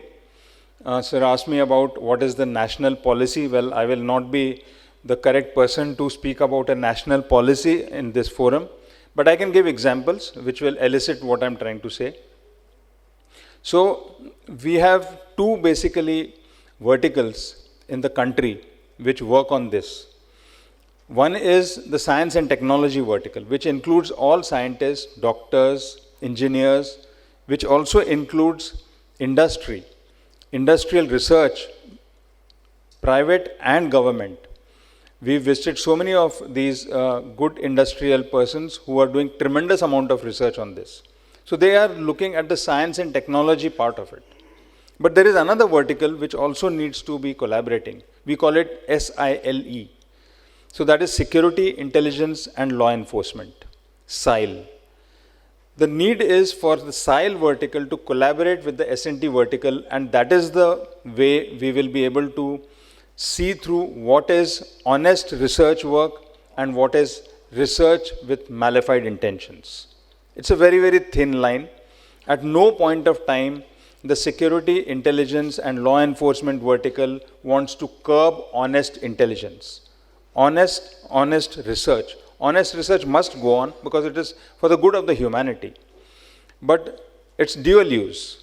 So the same person who is doing honest research may turn rogue, as it happened in 9/11 in US.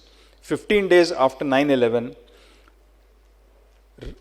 letters laced with anthrax were posted to eminent media persons and senators. There were fortunately not a huge impact, but there were 5 casualties. So it was an honest researcher went rogue. Although it was not proved fundamentally, but the FBI claims that the person who finally committed suicide, who was the perpetrator, and he was an eminent scientist working in a prominent lab in US. Such a thing can happen here also. So we look at collaborative effort, we look at joint effort. It cannot be working in silos. Another example I would like to give, because the biggest threat that we get probably is not from bioterrorism, but from nature. Nature keeps throwing challenges at us in biosciences field, which we are not ready for. Just to give an example, recently, this is again on around 2nd of April, a merchant cruiser ship sailed from South America, moving towards Africa and Europe, and suddenly there were 3 deaths on this cruise liner, and about 11 to 12 near fatal, but they were saved, casualties. It was hantavirus, which is a very well-known virus. But the strain of hantavirus which was on this ship was the Andes strain, which is capable of human-to-human transmission. And this strain is very rarely found only in some parts of the Americas, South Americas. The ship was not allowed to dock at many of the ports. There were 2 Indians also. Fortunately, international bodies came into play and they airlifted the casualties to safer places, and they are under isolation.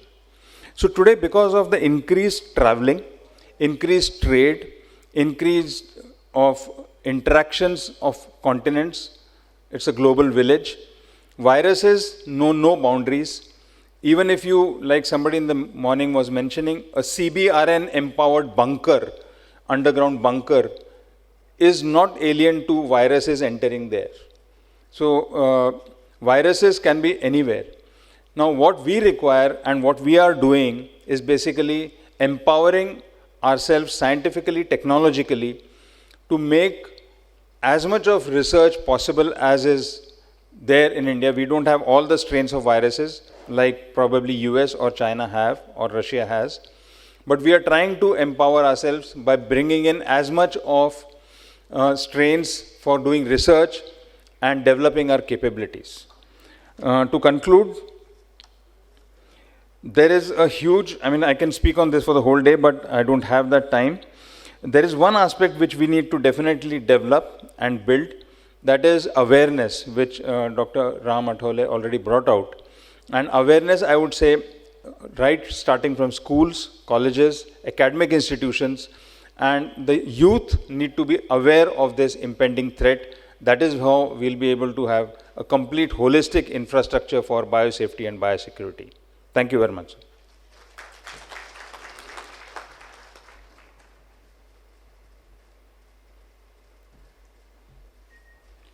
Thank you, Brigadier Ramchandra, for giving such a nice response to those two questions, which obviously were meant to, like you said, kick the issue out of you.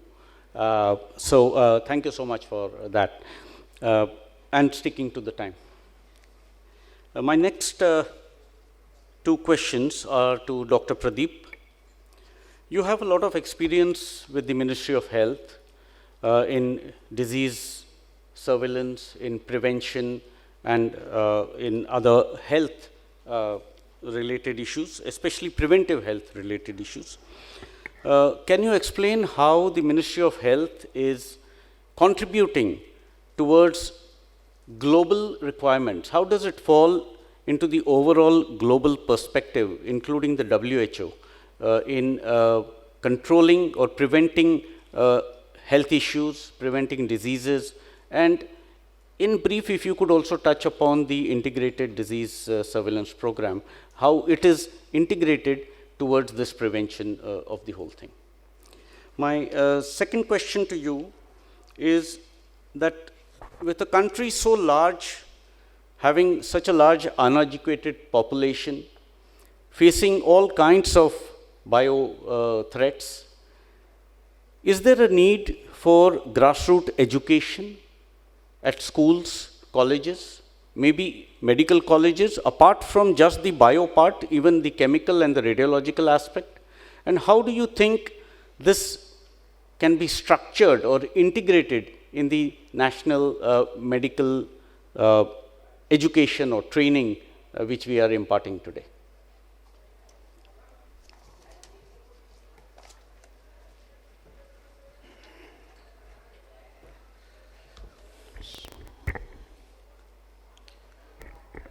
I feel we are still in the morning. Good morning. And first and foremost, I should be thankful to the organizers for giving our ministry an opportunity to just speak out exactly what we do, how we contribute to this system towards the Cbrn management.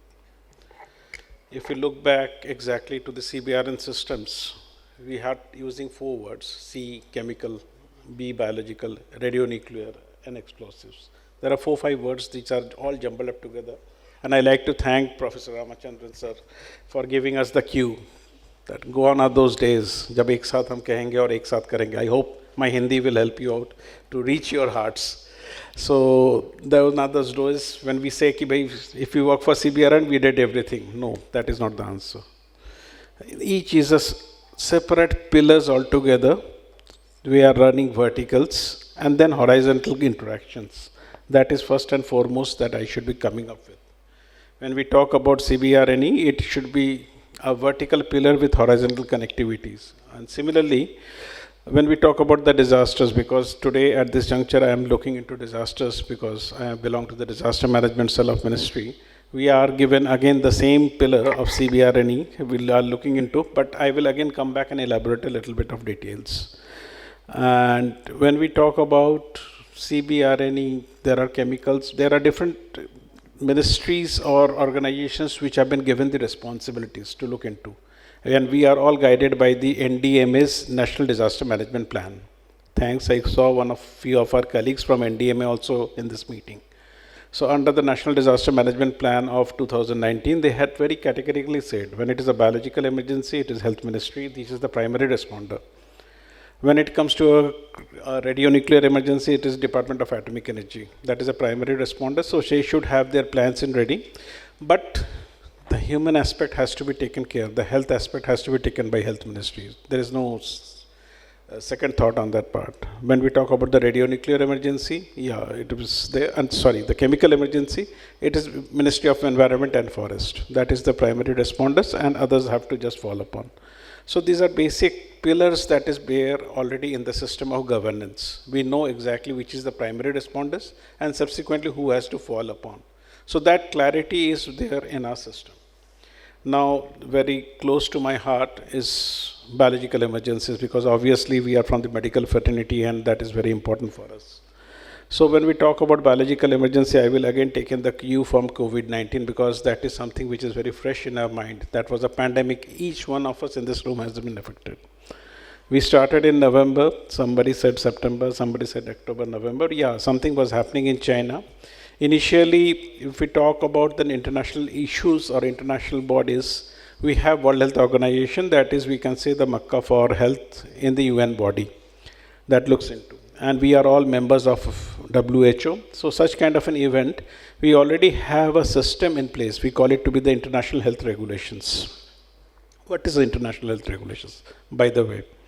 So this is just a response document or a response system. Such kind of an event occurring in any part of the world, there are focal points. There are national focal points which is there representing the country. They can always ask a national focal point from a different country or to the WHO IHR Secretariat which sits in the Geneva.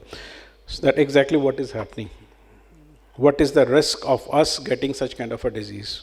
So that activity we had started initially from November onwards of 2019, when such kind of an informations were coming in. Then subsequently we were thankful to our emergencies in China.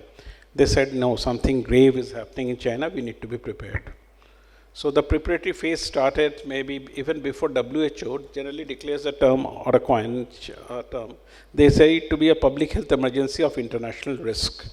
That is something they say it to be at a public health emergency which is particularly very serious. That is very unusual. Or they have a travel and trade restrictions, and there is a significant risk of international spread. So any four of the two gets clicked as yes, they say it to be or declared to be a public health emergency of international concern. So somewhere at end of January, around 26th or 27th of January, they declared COVID-19 as a PHEIC. But thankful to our country that we already started our screenings at the airport for people and the flights that were coming. It was around 16th of January, if I'm not mistaken. Because our MEA colleagues intimated us that something is grave is happening. So any flights that were coming from China or its surrounding, or any passengers were coming, so that we can start. There are a lot of controversies that, does that yield any kind of a help? Yes. We can at least get some kind of a breathing space for our preparedness. And those 3 months when the first case arrived in March, at least we started building our resources, our isolation units, our laboratories. Though we were also not very sure at that juncture exactly what was the magnitude of that particular disease that we are dealing with. So we need a system in place. We call it to be a disease surveillance system. That has to be integrated and that has to be wholesome. So sir just asked us that talk something about IDSP or Integrated Disease Surveillance Program. Though at this juncture, I may be sitting outside IDSP. I was there for a decade and I was working on that system. I will just tell you this started somewhere in plague struck this country. So then people started thinking that we should have a surveillance system in place So that, because we have a federated structure, we have the national level, but when we talk about health, it is more in the concurrent list. And states are given this responsibility to look into their healths. The health policies are been set from the government of India, but their adoption and adoption is done by the state health units and the district health units. But surveillance is something which is very much important for everyone. So we started with this disease surveillance program, and at this juncture, we are happy to inform the House that every district, every state are part of this particular platform.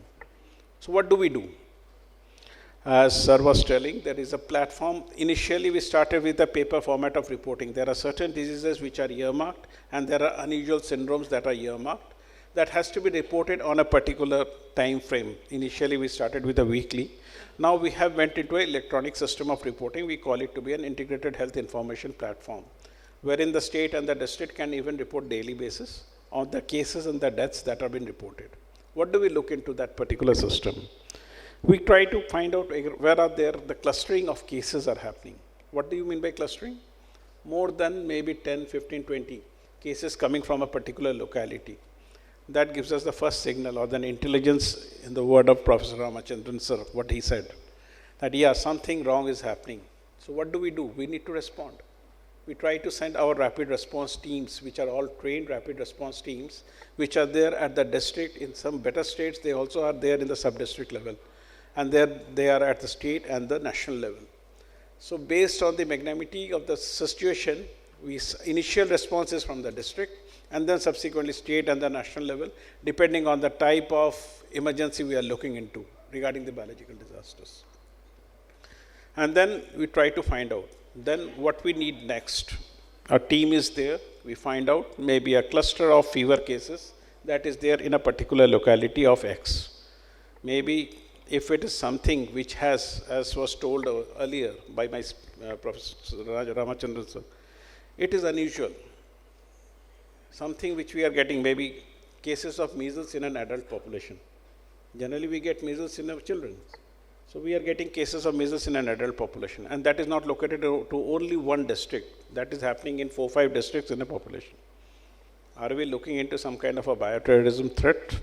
That gives us the first hint to us. So that has to be looked into. The state has been given the first response. And as I was telling you about the national focal point, we have a national focal point in the Ministry of Health at an NCDC.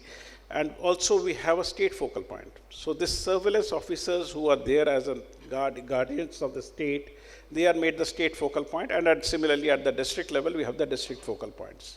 So they are trained under IHR, under the disease surveillance, under the outbreak response, they are trained. So the first tingling has to come from this particular part. So they can just understand exactly how the things are moving ahead with, and then they have to respond to, and similarly, it has to be cascaded way, the response is to be there. This is one way of response, but all of a sudden, suppose there is a severe food poisoning happening. It will not be captured through a routine system of disease surveillance. So what is the system like? You open a newspaper, you see there is a food poisoning all of a sudden happening in a particular locality. So what is it done? So we call it to be a media scanning. So these are all informal ways of taking surveillance data. Something which is happening which may be unusual in that particular locality. And we are trying to capture that information and then subsequently sending in rapid response teams in those places, sending samples and then trying to understand exactly what is happening in that particular locality. So we have now a system which is automated, which is AI mapped, and they are trying to capture as many media news that may be in the electronic media, that may be in the print media, and then we are trying to get a feedback on exactly what is happening on this particular system. So that is there.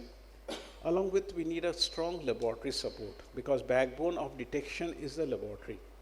Because ultimately, as physicians, through signs and symptoms, we can say, yeah, there is a febrile illness, these are the signs and symptoms, and this is my differential diagnosis which can be there happening. But exactly what is the cause of that fever? It can be leptospirosis, it can be dengue, it can be a disease X, Y, Z, we don't know. So now to supplement that, we have a system or a backbone of viral research diagnostic laboratory. The country has already developed more than 165 viral research diagnostic laboratory in the medical colleges. So any kind of such kind of an event occurring, the sample has been transported into these VRDLs, and then subsequently we are trying to understand what is the virus. And they also have a cascading system of reporting. The initial focal point or the initial point may be a district laboratory or a viral research diagnostic laboratory, which is there in that medical college in this particular state. But then subsequently the VRDL fails to understand exactly what are we looking into. Then there are reference laboratories in the country. So this reference laboratory, like the Apex reference laboratory like NCDC or NIV Pune, where we are having a BSL-4 type of facilities which cannot be handled at this particular medical college, which has a BSL-3, because all pathogens cannot be handled on the same format.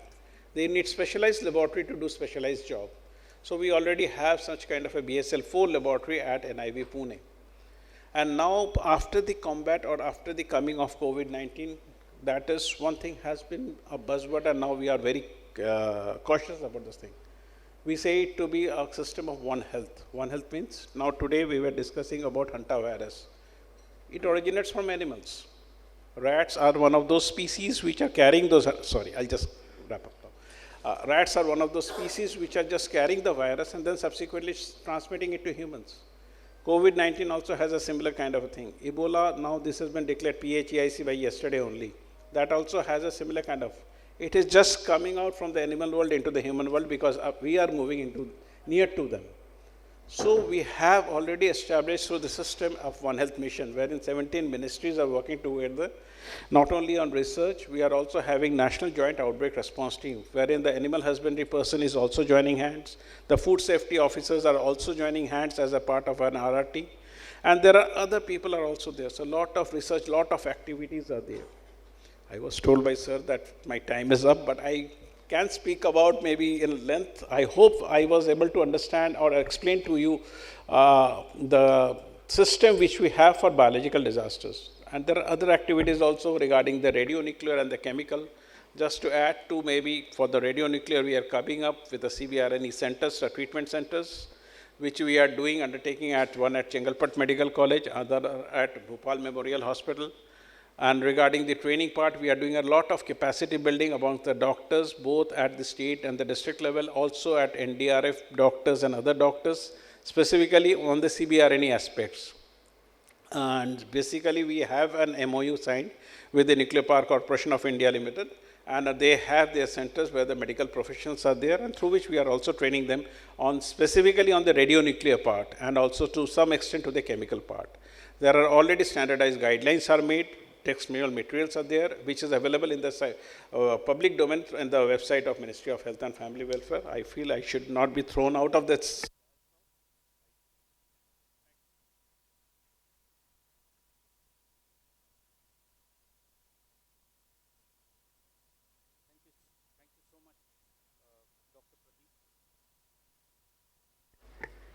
Thank you so much, Dr. Pradeep. I know the subjects which are being discussed are vast, and we actually are not able to cover what is required in such a short time. I would request the other panelists to restrict your answers to shorter time frame because they are already overstretched, and we need not eat up into the time frame of the next session. So a quick two questions for Dr. Palit. The first thing is that as of 2022, OPCW has declared that most of the all the chemical weapons which have been declared by countries have been destroyed. So technically, no country has got, or no member country has got chemical weapons existing now. With that in hindsight, do you feel that there is a risk from terrorists using toxic industrial chemicals for chemical terrorism? And if so, how do we ensure, how does the industry, because industry is the source of all the chemicals which are being which are being used for production and for research and for many other things. So how do you feel the industry can contribute to preventing the movement of such toxic chemicals, toxic industrial chemicals to such non-state actors?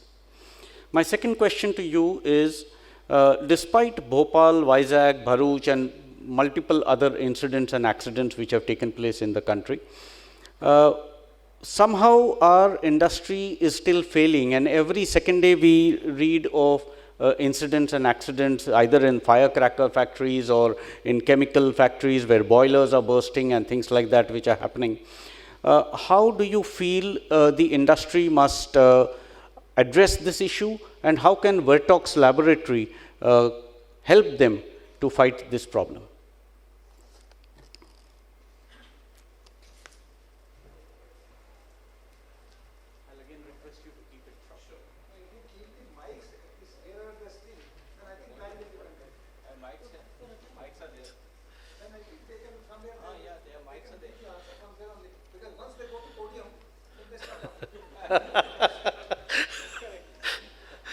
Sir, I will keep my answer very brief and to the point. Basically, once we are talking about the chemical warfare agent which was destroyed, basically the chemical which has been declared, they are destroyed. It has been almost 95% of chemical was destroyed by 2010, and the remaining 5% was destroyed on 7th July 2023 when OPCW declared that now there is no declared chemical warfare agents available in this world. Yes, but if you see the scenario, even after 2010, there are several incidents happen where CW agents have been used in small context, individual were targeted, and also it was used by a state. Like it has been very well used in Russian in Ukraine war, but it is very well reported and very well known. So basically, why this CW agent is so still so much use when the world doesn't want to have. The reason is that CW, specifically from the non-state actor point of view, their raw material are very easily available. The chemicals, toxic chemicals are also available. I will not say only toxic industrial chemical. Yes, they are quite easy to use in different scenario, specifically by non-state actors, but there are several things. Even you can use like some drugs, like fentanyl, which is well-known drug, and also is narcotics, and it can be used as a CW agent. So there are several possibilities are there to use chemical, and there are already incident of using. Only thing is that with the chemical, the preparedness is the most important thing, starting from the detection and then protection and detection. But detection doesn't end. There is a requirement of verification. I will come to that point later. Basically, because of such is availability of these chemicals, this non-state actors has a much more probability of using chemical in different scenario, targeting individual, targeting a mask, and even there is a threat from state actors also. We cannot deny that. Basically, if you say from industry point of view, they are those industries which are dealing with the toxic industrial chemical. Actually, I have been in few of them, and I have seen the thing is एक हम लोग कहते हैं ना चलता है काम चलता ठीक है काम चलेगा भी. That approach actually is the one which is key of happening those industrial incidents. Most of those industry where these incidents happen, somewhere they are lacking, they doesn't take necessary precautionary measures.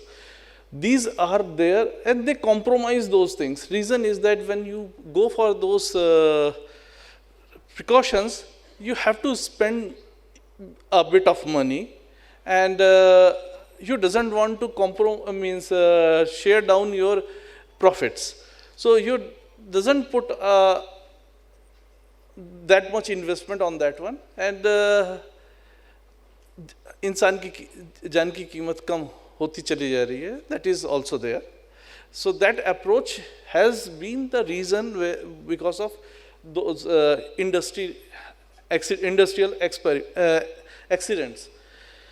However, there is always a chance of accident, but it can be prevented by applying few precautionary measures. Further, if you say regarding the Vertox, basically Vertox is a OPCW designated lab for analyzing and giving identification if any CW agent has been used or there. Basically, it is verification. Reason is, if you say anywhere in a country CW agent has been used, if you want to claim in international world or for any purposes, you have to get it verified by a standard lab and with the standard laboratory practices. And for Vertox is basically for OPCW designated lab for environmental sample from 2006 and for biomedical from 2016 from the first BioPT. We are still maintaining, and recently as we have got a technical arrangement with the OPCW, so we will able to receive the real world sample. We are waiting for such an opportunity.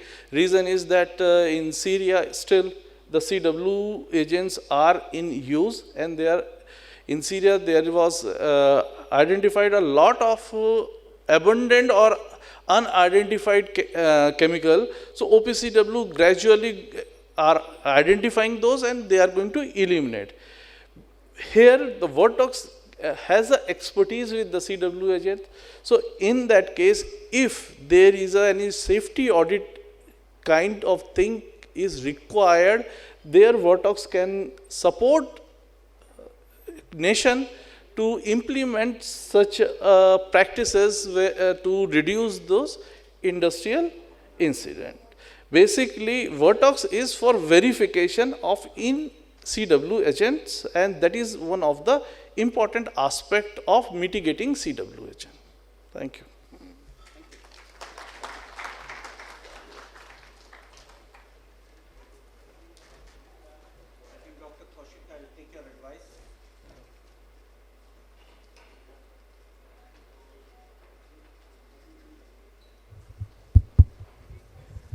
Dr. Kashuk, I'll take your advice and I'll take on the questions from here now. My next set of questions are to Mr. Vivek Pava. The first question is that despite 4 decades of use, CBRN industry in India is still nascent. What do you feel are the shortcomings? And India has a lot of technical and industrial potential. How do you think these can be leveraged to get the CBRN industry grow and compete with global brands? How can we also leverage the defense innovation or IDEX initiative to help CBRN industry grow? My second question to you is about your integrated CBRN hazard prediction software that you have instituted already. If you could briefly explain what that is.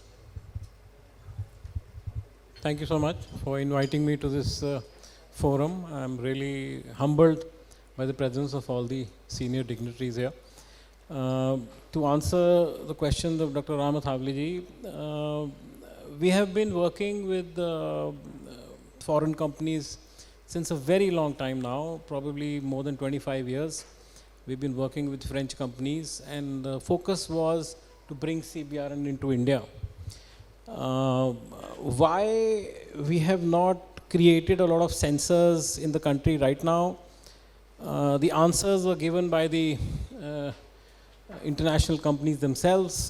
They said you do not have enough quantity requirements in the country. And first tell me what would be the yearly offtake, and then we can try and think what to do. I would say that the Make in India initiative, which was pushed by Modi ji, was very helpful because it forced the international companies to think about India as a market, and it forced the industry to think that yes, we should do something about it. I got ProEngine seriously motivated only after the Make in India was officially launched, and they thought that okay, we'll come to India and make a sensor.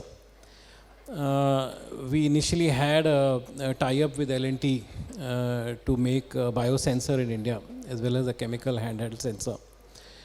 And to tell you frankly, sir, it was not very easy to convince these international companies to come to India. Number one, they are very scared of their technology. They say it might get, backdoor engineering might happen. And even if they believe in you and they come, the only hurdles, there were two basically, which I faced. We made a biosensor in India, and we have been submitting it to the DRDO for its certification, because every Cbrn sensor, so to say, is very essentially required to be certified and tested and evaluated by the DRDO. To tell you frankly, there is let me say, a disconnect between Make in India and Develop in India. So two mandates have been given to DRDO. The Make in India has been given to the Indian industry. The Develop in India mandate has been given to DRDO. If you ask me frankly, I see there is a clash of interest here. And the sensors which are being developed by DRDO, very good effort, I appreciate that, but I think it is being happening at the expense of Make in India efforts by the industry.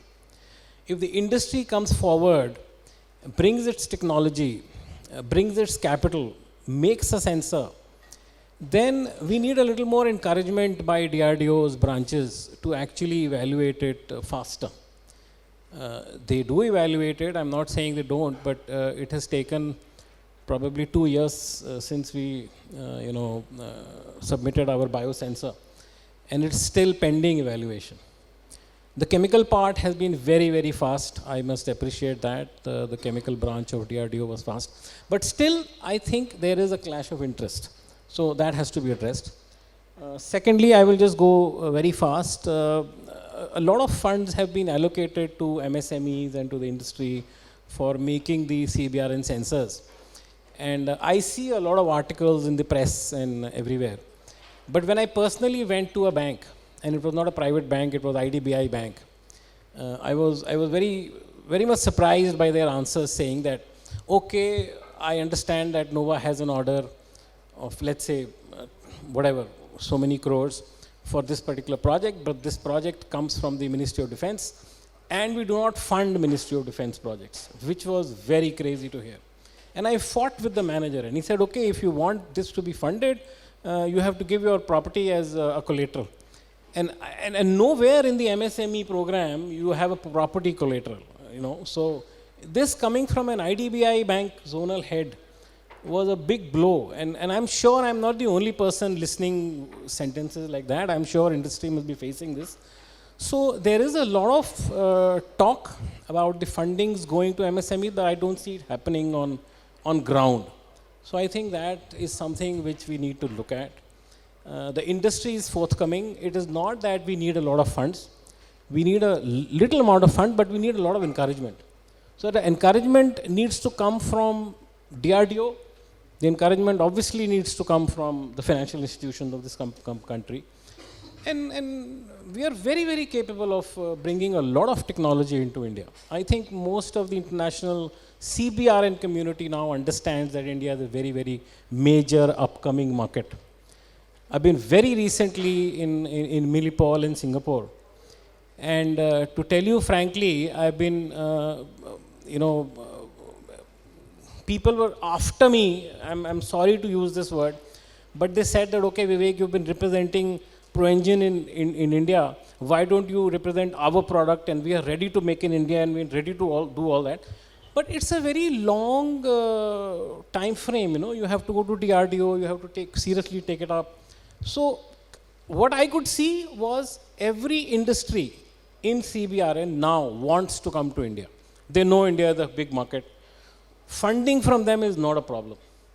But we need a lot of encouragement from DRDO to actually bring it in and float it into the market. We need a lot of awareness in the users. We need awareness in the public, of course, but we need awareness in the users, like the point Dr. Nilesh Parlukar from L&T also brought up. He said that why should we be forced to, certify at minus 30 degrees Celsius. So this point of minus 30 degrees Celsius certification came from probably the user who was not aware that a chemical warfare or a bio warfare will not survive at minus 30. It will have no relevance. So why look for a detector that works at minus 30? So awareness at the user level, very important, sir. And I think we are very good to go. We are on a very nice platform at this point of time in the Indian industry to bring in CBRN and to actually take it forward. To answer your second question, I think there is a paucity of time to explain the software in detail, but just to let you know, what we did was, and this is when we were called to develop a software in India by ASL Hyderabad, the missile divisions, and they specifically asked us to develop it in Linux. So our software is developed in the Linux operating system, and we specialize in customizing, integrating all possible sensors of whatever make you might bring to us, and we can integrate them to a central command unit. And in that software, we tell you about the health of the sensors, number one, and then we tell you about the threats if they detect any, their concentrations, their zone, and thirdly, we also switch on automatically all the NBC systems and the NBC filtration systems of that facility, because there is not much time left. The CBRN acts in seconds.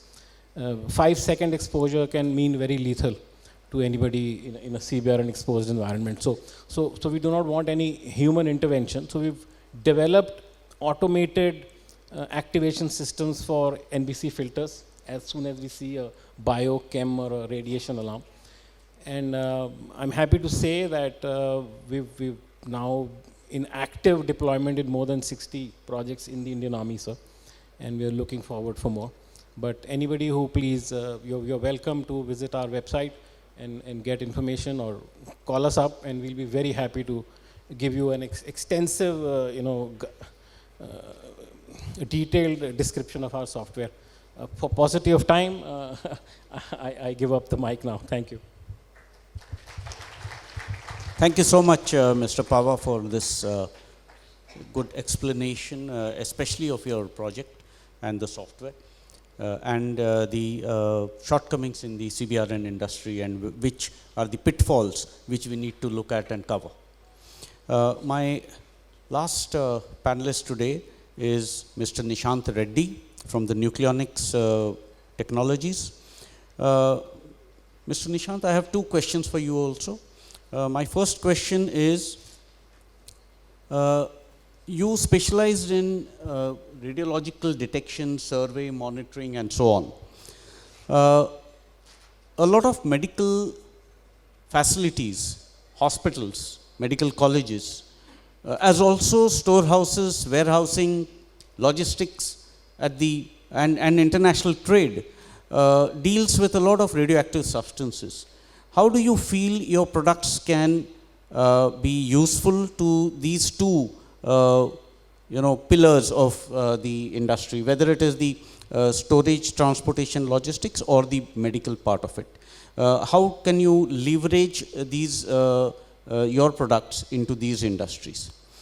My second question to you is relating to what are the areas or what are the kind of products that you feel India should focus on for catching the export market in CBRN products. Just on the side, I would also like to mention that you are also into integrated situational awareness and CBRN detection integration software kind of a thing. How do you think that can also be used in the storage warehousing and the medical facilities along with your sensors?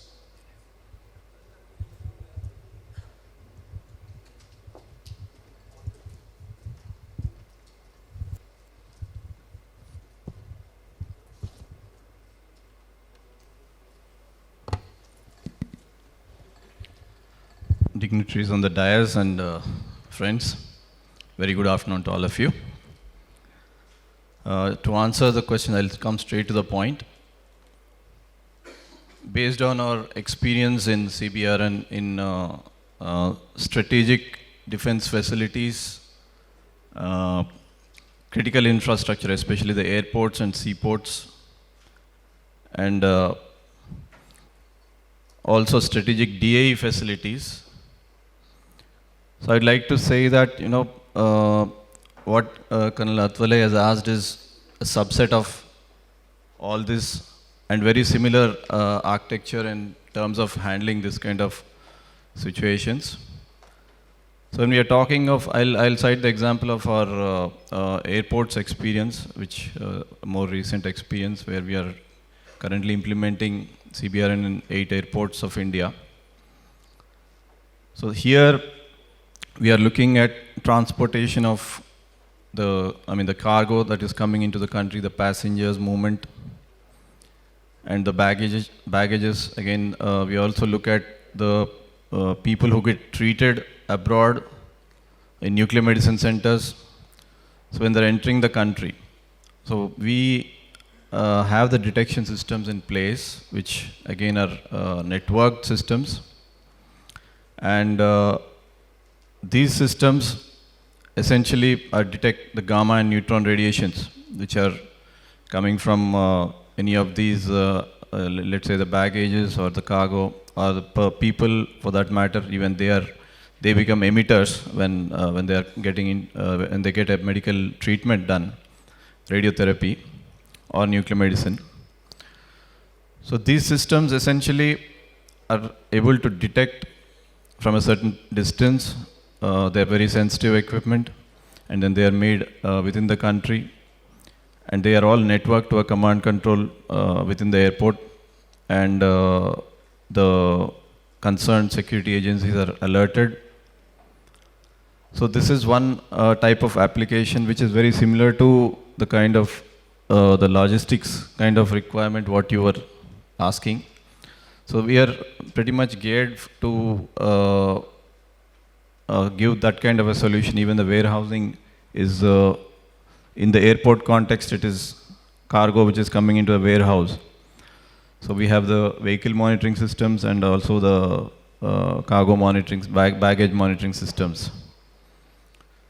So apart from that, the medical aspects, again, there are similar health physics types of instruments.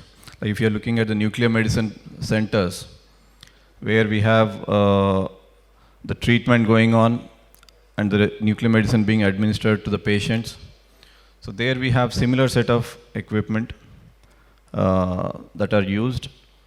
And also we have stack monitoring where in the nuclear medicine and cyclotron type of facilities, the stack monitoring systems and the area gamma zone monitors, which detect gamma as well as neutron radiations, and then again are connected to a command control system.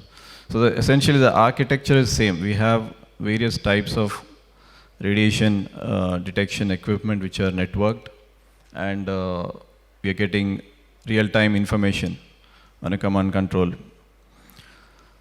Coming to the export potential. So as I said, we export once we are having good number of projects within the country which are successful and then in use for a certain point of time. So as we have seen, we have projects going on for the VVIP CBRN protection. We have defense vehicle platforms where we have deployed CBRN sensors, and they have been in use for quite some time. And more recently, we are fortunate to be part of strategic naval facility in Visakhapatnam, where more than 300 plus CBRN sensors have been deployed, and we are integrating them with our software, again from different makes. The beauty of CBRN industry is that no single company is, can give the entire solution. It's always various industries coming together, supported by the national labs and scientific community. So everything comes together so beautifully. So many technologies, so many entities coming together and working together. So once this reaches the stage of maturity, which I feel is we are almost there, there's a huge potential to export, because Make in India also means that we have not only passed the stringent type test requirements, but also our the kind of costing that we have to have in India to be able to sell in India. We have to bring down the cost, and that cost, the competitiveness that we have here, will help us to sell globally. Not only the cost, but also the kind of stringent requirements that we are required to pass. So I thank our national labs and our industry partners. It's a very healthy environment that is there. There is a room for everybody, and especially our partners, L&T, RRG, and other partners who have been working with us. So thank you once again, everybody, for patient hearing.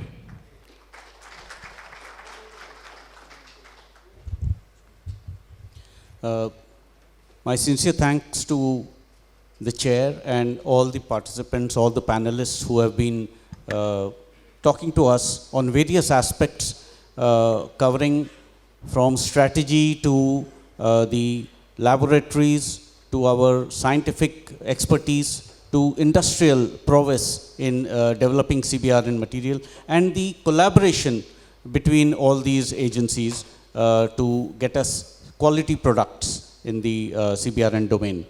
A couple of things I would like to just highlight here. Brigadier Ramchandra mentioned about SIME and two verticals which he talked of. I would like to add a third vertical, that is the society or community to that, to his SIME paradigm. Because society itself is the most affected and can also be the most contributive to CBRN resilience within the country.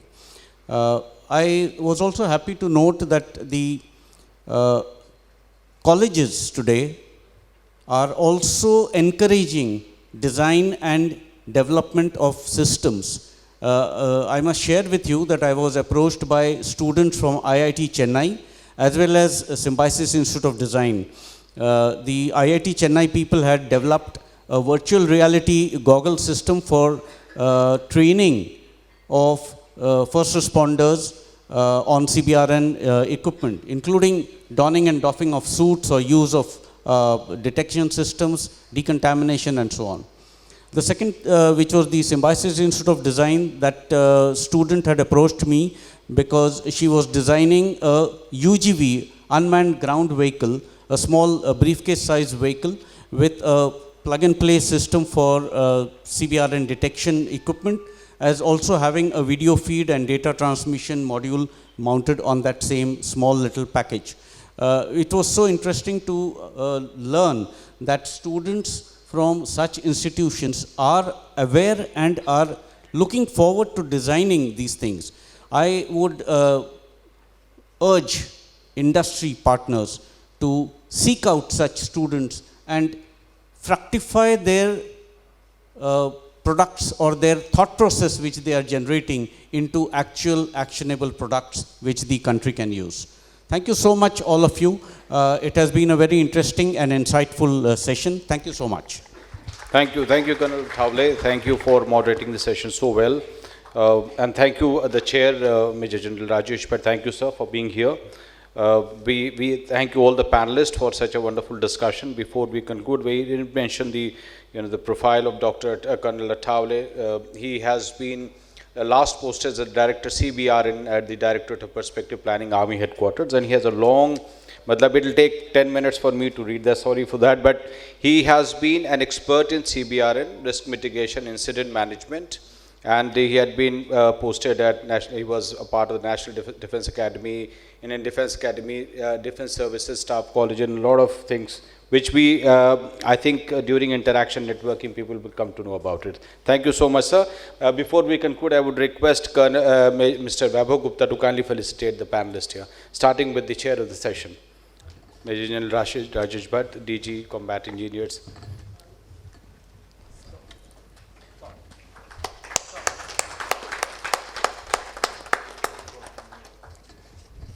Colonel Ram Attawale, Colonel Dr. Ram Attawale.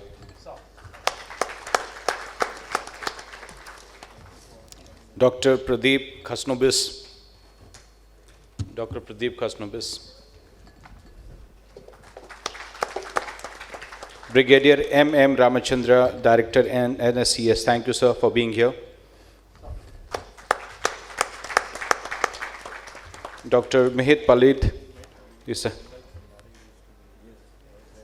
Scientist G and Head Vertox, thank you for giving us a nice perspective, Dr. Mihit Palit. Shri Vivek Pahwa, veteran in this CBR industry.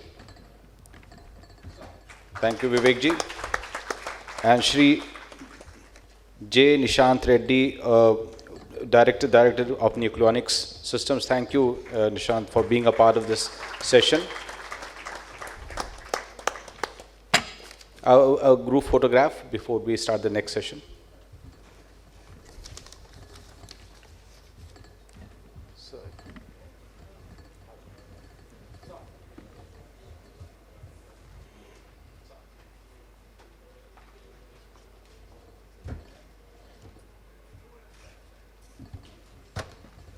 Thank you, the dignitaries. Thank you to all the dignitaries. Just 2 minutes, we'll start another session. We're just changing the dais.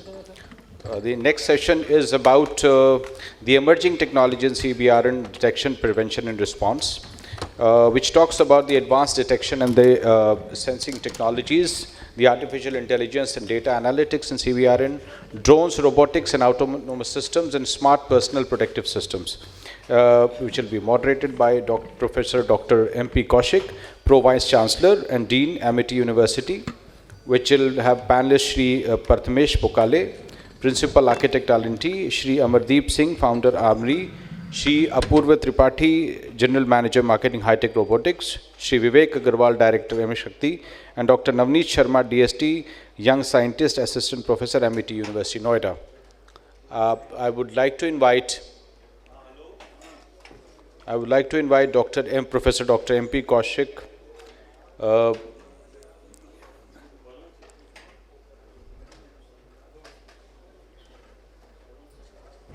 Sir, you have.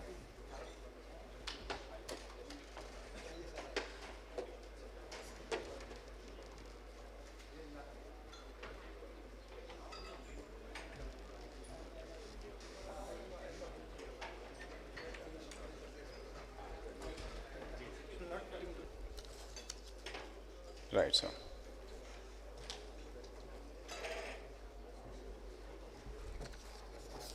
I would also like to invite Shri Prathamesh Pokale, Principal Architect L&T, Shri Amardeep Singh, Founder Armory. Hi, Amardeep. Shri Apurva Tripathi, GM High-Tech Robotics. Shri Vivek Agarwala, MS Shakti Engineering.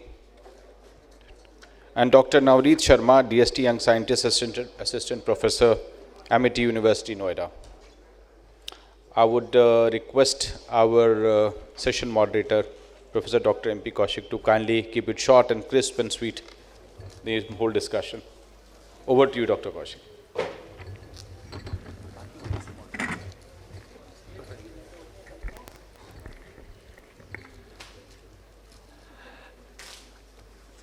Good afternoon to all of you. I am really proud and privileged to express my deep sense of gratitude to the organizers who has given me this opportunity to interact with all of you on this very important topic. And this topic has been very close to my heart since I have been in this Cbrn technologies for the last 40 years. And I have been working on most of the technologists or the industry partners we have been associated with for a long time, because I was in DRDO, Amit University, Madhya Pradesh. I joined later on as a Pro Vice Chancellor. One thing I would like to tell you, as far as Cbrn is concerned, the panelists, some of them told very clearly that Cbrne they are the topic by itself, whether it's a chemical, whether it's biological, whether it's radiological or nuclear. They need to be discussed in much more details. However, the effort is to bring about the awareness and what kind of new technologies are there, what kind of a threat perception is there, which we are discussing over here now. As far as chemical warfare is concerned, to be very honest with you, because of the Chemical Weapon Convention came into being, according to most of the technologists, most of the academicians and most of the scientists concerned, those who are working in this area, even the developed countries and some of the European countries, they are of the opinion that there is no threat as far as chemical weapons is concerned, because 193 countries are the signatories to the convention and nobody can violate it. So there are terms and conditions are there where the Chemical Weapon Convention has been done. But I beg to differ with that. I want to make one statement that some of the conventions which are being signed, they are being signed to fail. Essentially because some of the developed countries have started working in the areas which do not fall within the purview of Chemical Weapon Convention. Similarly, the Biological and Toxins Warfare Convention there is no verification mechanism. It means both the things are open. It means chemical weapons can also be there, as well as biological weapons can also be there, as well as RDD, radiological dispersal devices, which we'll call the radioactive particles, and the nuclear.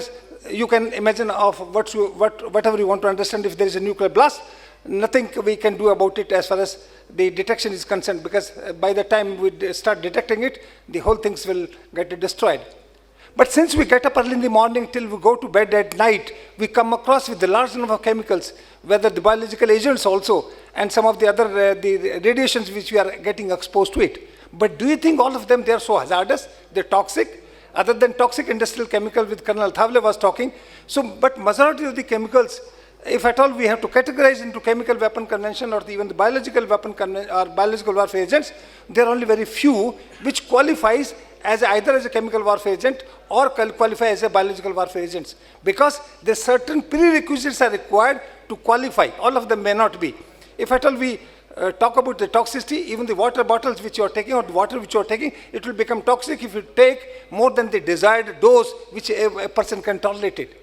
So it means if at all we have to take care of it, we have to take care of the detection, protection, decontamination, or what we call as a sense, shield, and sustain technologies which are there. As far as chemical detection, protection, and decontamination is concerned, which is the thrust area of this today's conference or today's session, technical session, the detection, protection, and decontamination technologies which are there. Now, some of the technologies are well established. Some of my collaborators are there, for example, L&T as well as other technologies which we have been working associated with it. So it means that the soft skill which has to be developed by the laboratories. Since I was associated with the DRDO for a very long time, the soft skill as far as, and moreover, I must tell you, one of my partners were there, which was discussed earlier, that do you think there is still a threat? Yes, threat is there essentially because as I mentioned, the developed countries started working in the area which do not fall within the purview of Chemical Weapon Convention. So it means there are new chemicals are coming, new toxicants are coming, which are much more hazardous than what is already established. So there is a right now, and moreover, once it has been declared, it means you have to destroy it, and most of the countries have destroyed it, but leave aside all these things. So detection technologies to a great extent has already been developed. However, what is required because of the new materials or new technologies which has come? For example, we want smart detection systems because of the AI, because of the advanced technology, advancement has taken place in terms of material, smart materials, in terms of biotechnology which has been taken place. So it means how to integrate these technologies into our delivery systems, and moreover, detection should be very fast, it should be sensitive, it should be selective, and at the same time, should not take much time, because otherwise by the time, if at all it is going to take a little more time, the damage would have been done by that time. So this is very important. Similarly, biological agents, for example, the incubation period of bacteria, virus, or other things are 72 hours. So it means if at all we should detect it at the earliest stage, then only there is a point of detecting system. And at the same time, sensitivity and selectivity of the detection system is all the more important.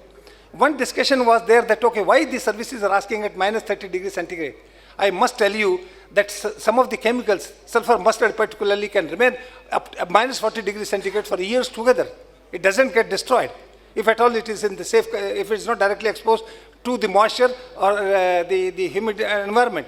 So it means, yes, what services are demanding, yes, services are requiring, because they have to prepare everything for any kind of scenario, any kind of situations. It is not only that, but at the same time, the one question which all the audience can ask, threat from whom and threat for whom? So threat has to be from the right now, the terrorist activities which are going to take place. Conventional war with respect to chemical warfare agents, not likely to take place. Yes, biological agent is going to be number one threat as of now.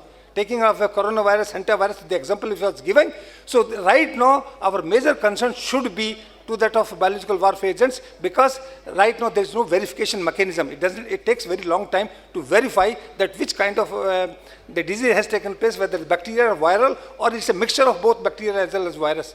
Sometimes it's very difficult. And we can do on-site detection. On-site detections takes a very long time, because the equipments are not available as of now in an industrial scenario, and the off-site detection can be done in the laboratory if at all there are sophisticated laboratories there, and there are centers of excellence where the off-site detections are possible, but it takes 72 hours to sometimes more to verify that what kind of attack has taken place or biological the bacteria has been used. Now, keeping into this scenario, I want to give one more point. I myself was heading the NBC program. Previously, it was called Nuclear Biological Weapon Program, and the new terminology has been given Cbrn, where the explosive also been added. But by and large, it remains the same. So, the DRDO, when I was heading the organization, we had 12 mission mode project and 40 science and technology project. And out of 40 mission mode, the 12 mission mode project, 10 has been realized, and the technology has been transferred to industry partners, and industries are doing very well as of now with respect to the technology which has been transferred, whether you take the detection technologies, whether you take the protection technologies, whether you take the prediction model, which the Vivek Pahwa was also talking. One of our laboratories, defense laboratory, Jodhpur, has come out with that kind of simulation software and prediction models, which has been done. So to a great extent, as far as chemical warfare agent is concerned, all these things, whether detection, protection, or decontamination technologies, or the prediction models, have been developed to a great extent. However, what is required? What is the difficulty of the industry partners, which I think majority of the industry partners are there? When they say that the requirement is not there, they want assured order, and then only it can be enough. That's why they want government support, that okay, government should give us the assured order, and can, if at all they give the assured order and do the hand holding, then industry partners can come up like that. We were doing the hand holding of L&T, and today, because of that only, the technologies have come into being, and they are now the big suppliers of the detection system as well as concerned. So many other, and there are the industry partners also we have developed. So there are approximately 20 partners are there, which is right now having the collaboration with DRDO, doing the hand holding, and they are going for production. But the difficulty is they want to have some assured order, and they say number of orders are not to that extent, because some of the policy makers come at this stage that okay, war is not going to take place. But as far as terrorist activity is concerned, it can happen any day, anywhere, and to anybody. And some fallacies are there that it cannot happen to us, it will happen to somebody else, which is not correct. And the chemical agent as well as biological warfare agent will not spare anybody with respect to caste, creed, relation, or region. So there's going to affect everybody potentially.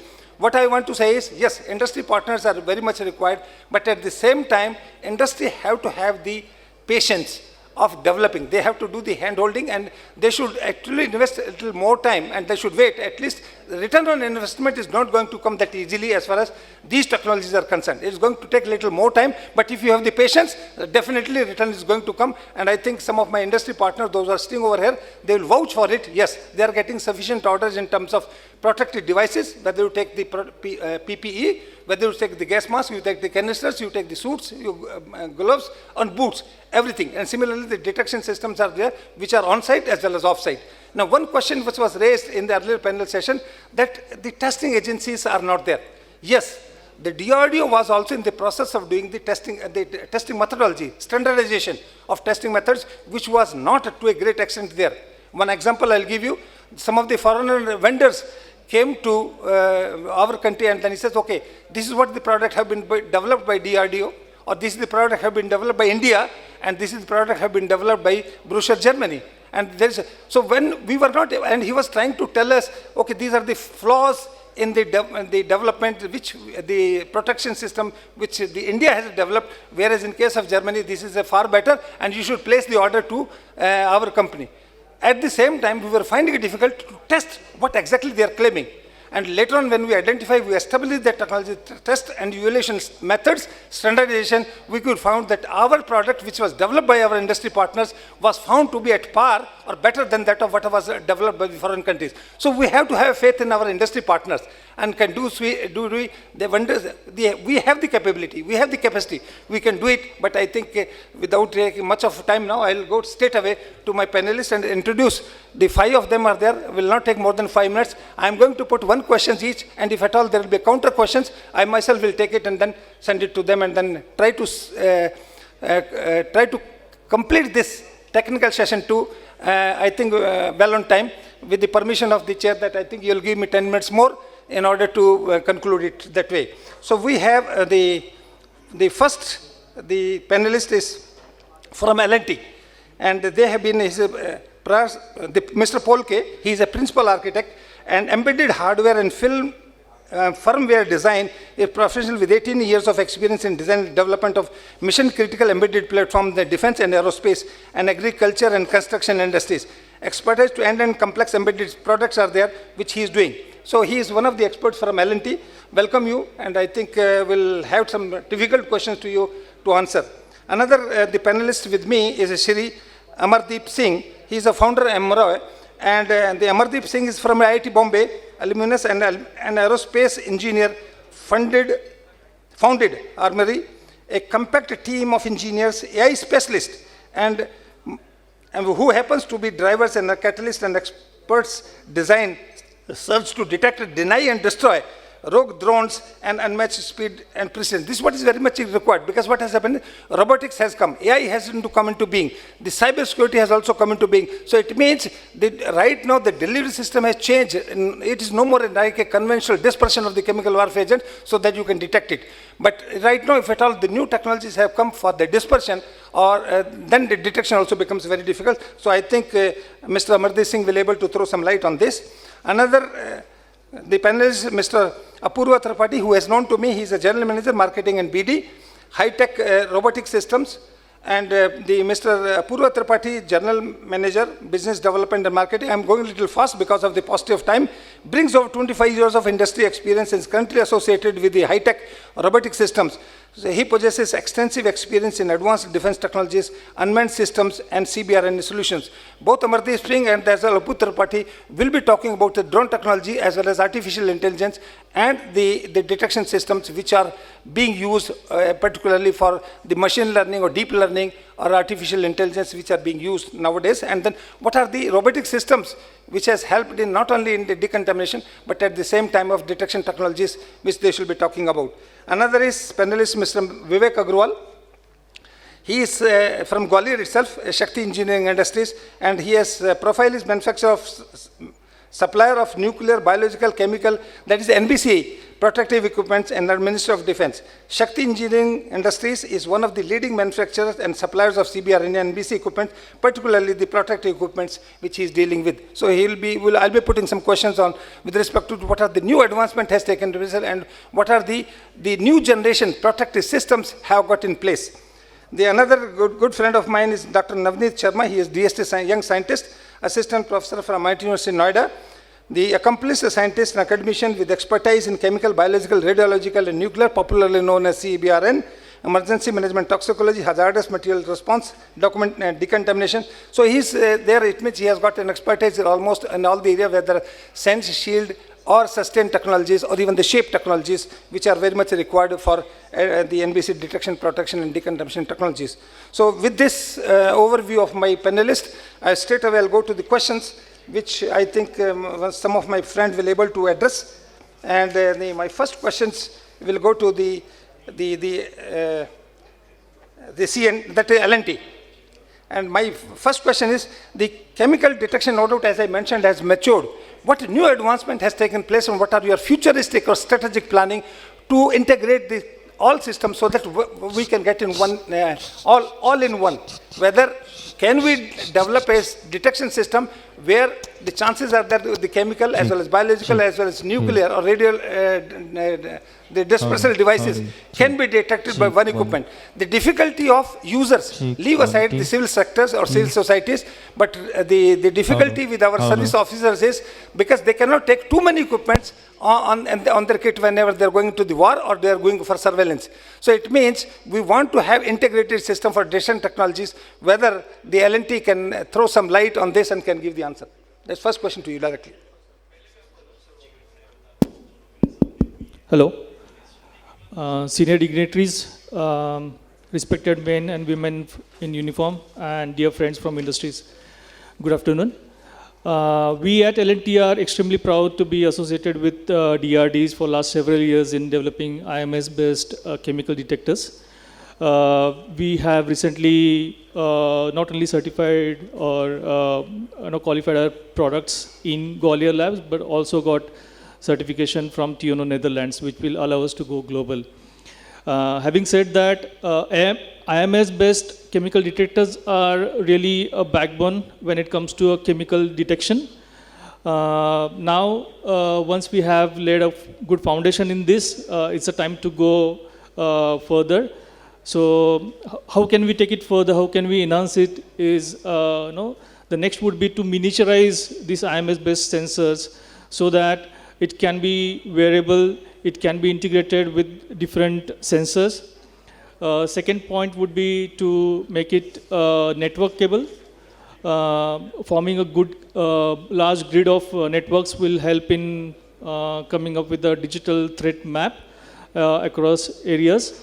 Third would be to not, okay, over the years, over the day we have here several times that Cbrn is a huge industry, right? There's no need to clash or no need to do elbowing to each other. So when it comes to chemical detection also, technology has got its advantages and limitations. So how can we go orthogonal when it comes to chemical detection? We are at L&T open to that.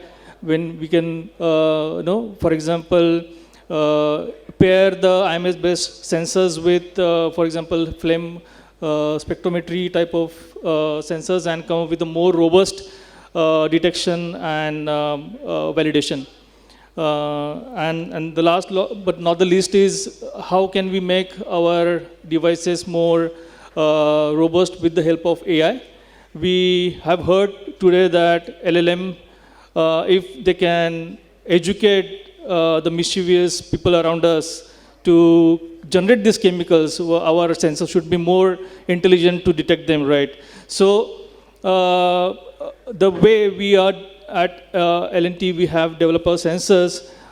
We have a complete library of digitized data for each and every chemical that we can train AI models upon, and also include new threats into it so that we can come up with more and more robust products. Okay, in that case, what you have to do is, no doubt, perfectly, I should congratulate you for developing this, the IMS-based detection systems of chemical warfare agents, but I will like that 20 TICs, which are having a potential threat, not only in industry but public at large, should also be integrated in this IMS-based technology. And I agree with you that IR technologies are less sensitive compared to the IMS which you have developed, but I will still see to it that the TICs, the toxical industrial chemicals, which are 20 in numbers, should also get integrated and should be able to detect all this. So to answer that, our product is very well capable of enhancing the existing library, and we can include the TICs as part of our library to detect it further. One word of caution, which I want to give to you, the word of caution is,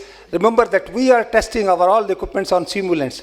not actual warfare agents, and that's why they are coming to Defense Research and Development Establishment, popularly known as DRD, for verification and the confirmation that they are able to detect the actual warfare agents, because actual warfare agents are available only with the Defense Research and Development Establishment Gwalior, so they only can check it and verify that whether the detection system is working, because there's a lot of difference between simulants and actual warfare agents, because physico-chemical properties are same, but the toxical properties are entirely different. So it means it need to be checked, cross-checked. So the word of caution to you.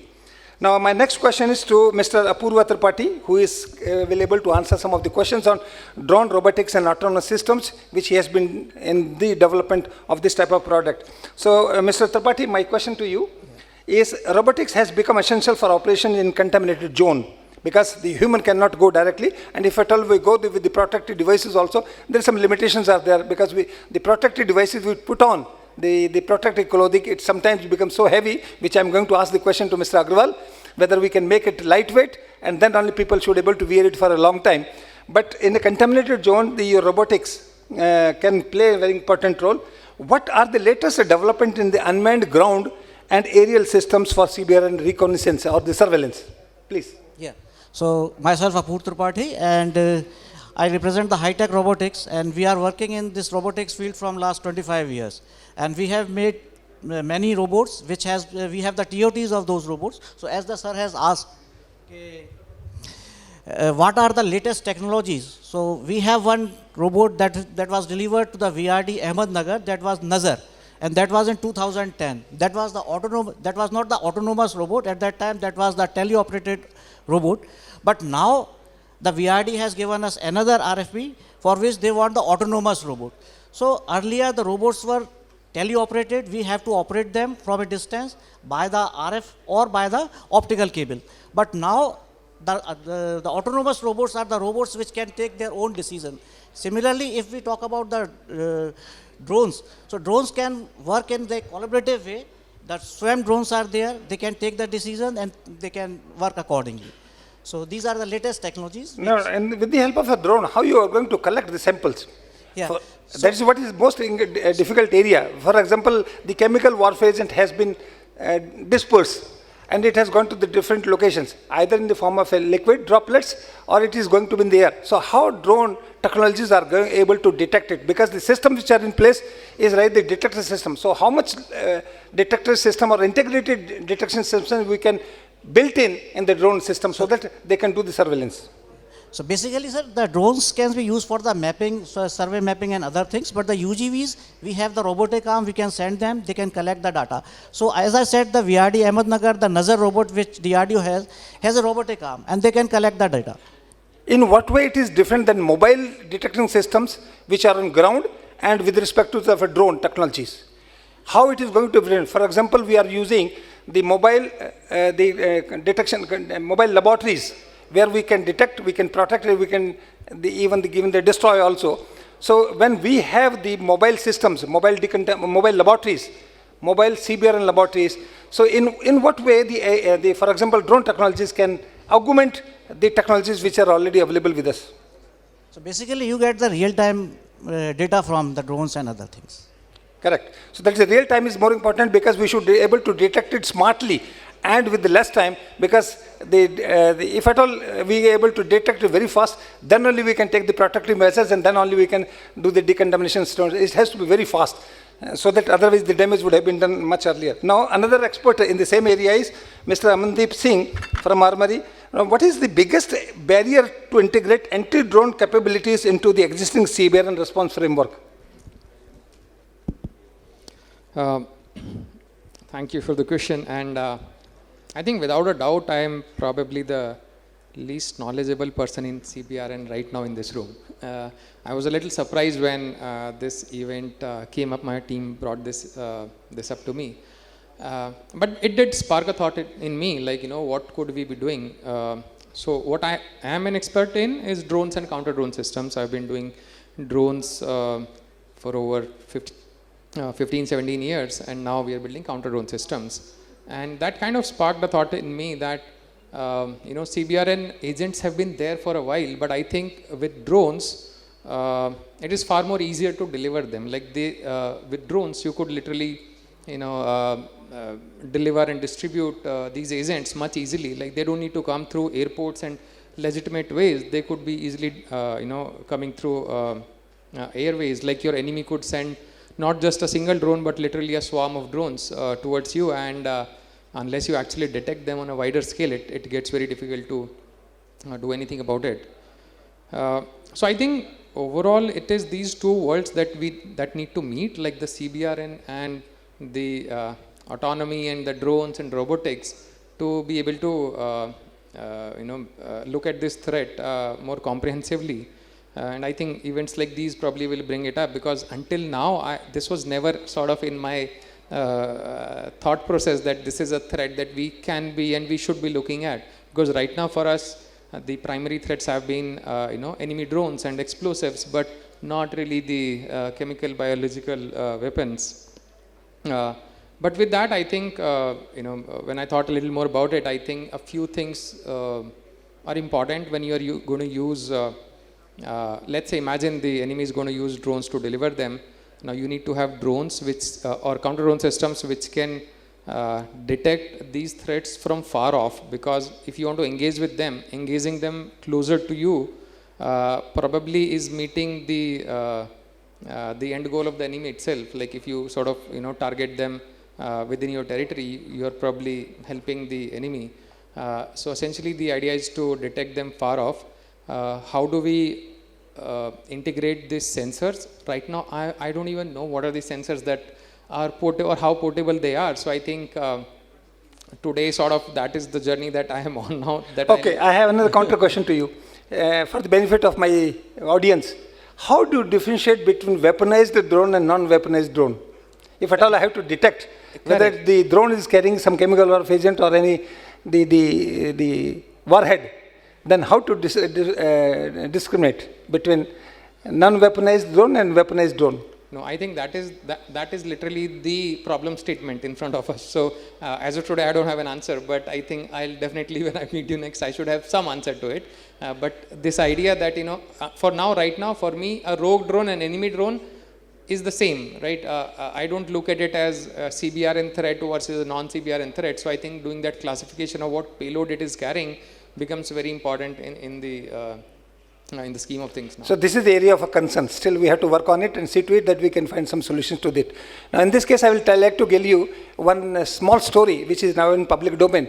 During Uri attack or whatever the famous picture all of you would have seen, what to the best of knowledge and whatever is available in the literature or in the public domain, that leopard as well as tiger urine or fecal material was used. Initially it was spread, it was dispersed essentially to the counter the dogs, because dogs were also there for security purposes. Some of the enemy forces, they were keeping the dogs for surveillance. And surveillance in the sense, if our enemy comes over, the dog will start barking and the security forces will get alert and they will take the defensive steps in order to protect it. So when Indian Army was going, so initially it looks like the leopard as well as tiger, the fecal material in urine was spread, so that the dogs will think because of the smell that it looks as leopard and tiger has come into that area. They will not be able to bark and they will look for they will hide to a safe, secure place, and our forces could enter into that and can do the attack. So similarly, so right now that's what my question was, whether weaponized or non-weaponized drones, in what way, how to, if at all we can identify well in advance, then we can take some protective measures on that.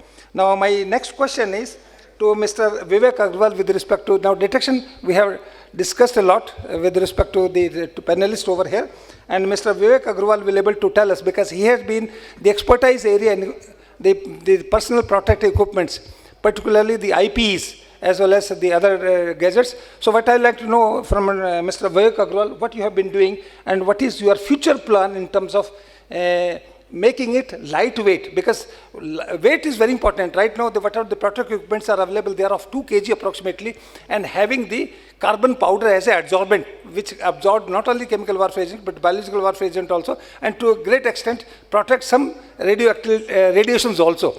But what has happened is it's very heavy, and sometimes when you wear it, by the time if you are wearing on the white shirt, when you undrone it, it becomes totally black. So, and moreover, the requirement of the services or the users is that you should be lightweight. So in what are the strategies and the technologies which you are having, anticipating how to make it lighter weight? Because if at all we can reduce 100 gram of the total weight also, that's also boon in terms of technology and for the forces as well as the paramilitary forces or those who are the first responder, those who are going to make use of the IPs and the personal protective equipments. Agarwal, please. Yeah, very good afternoon to each and everyone present over here.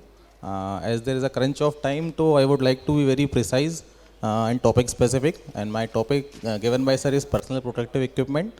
So when we are talking about personal protective equipment, they are not only the backbone of the Cbrn system, they are also the first line of defense. So they are first line of defense. To mitigate this Cbrn threat, it is very important the detection is done timely.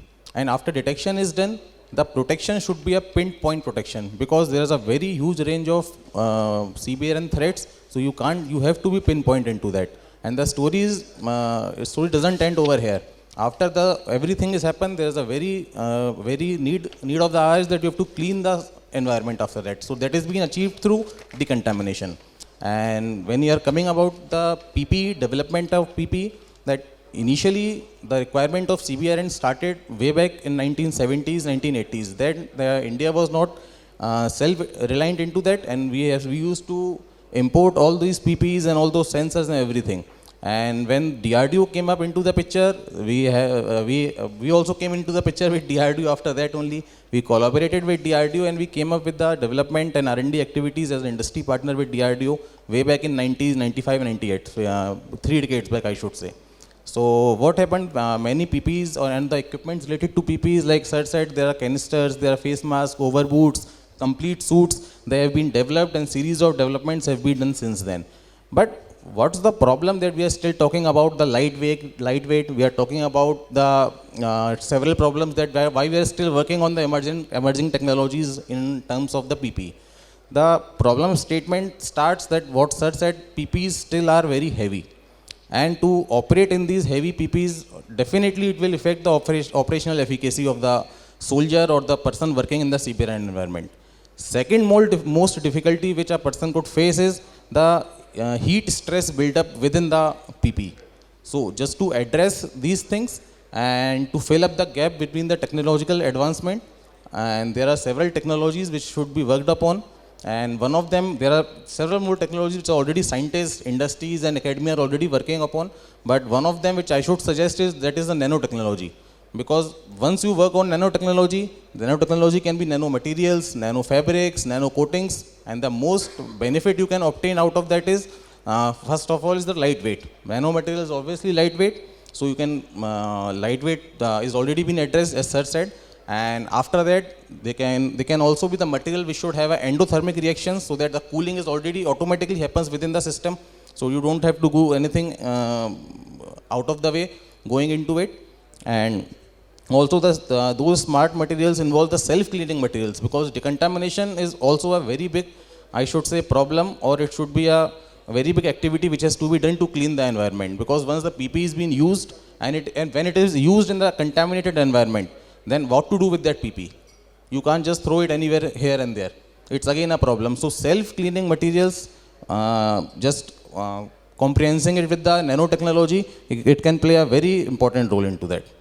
I agree with Agrawal ji, because what has happened is still India is in infancy stage with respect to the new materials which are should be used, or new materials development either for the detection or the protection or decontamination. So there is a need, there isn't need that we should develop new materials for the kind of applications which we are looking for.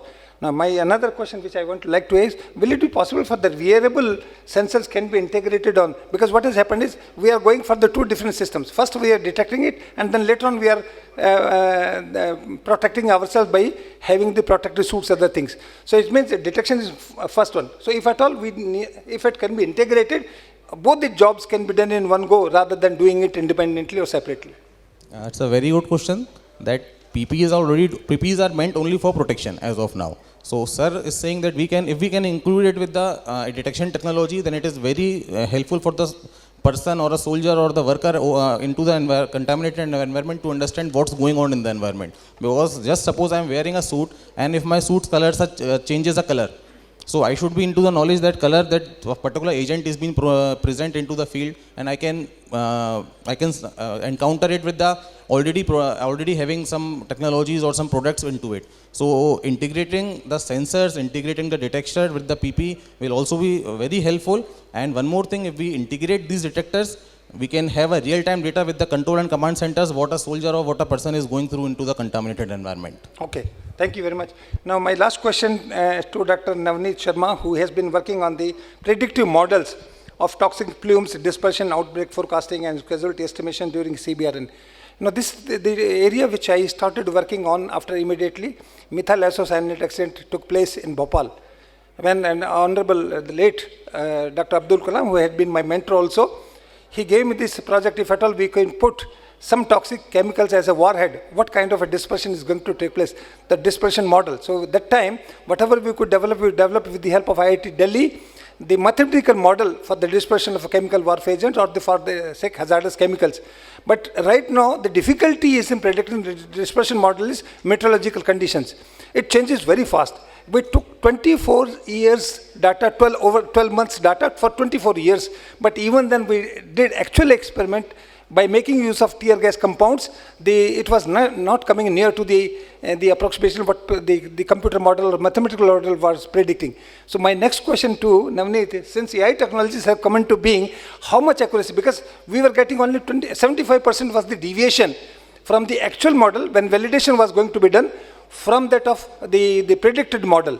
So this was mathematical model I'm talking about, but how the AI can do much more closer prediction with respect to dispersion of toxic chemicals, if at all, or toxic agents, or for that say TIC, toxic industrial chemicals, if there is an industrial accident or industrial hazard, which was, for example, in case of Delhi, DCM was there where the sulfuric acid oleum leak was there, and so many other industrial accidents are taking place. So we have to have some predictive model depending upon the installed capacity as well as production capacity of industry. So your answer to that. Thank you so much, sir. I will not take much time, but as you discuss about it, what is the major difference between it? Because in 90s we have a technology which is basically on the digital mode. Now we have a technology which is far apart than that of the mathematical mode, and which is basically work on the deep neural networks. So that is the most important thing. I hope all of you are understanding about the deep neural networks.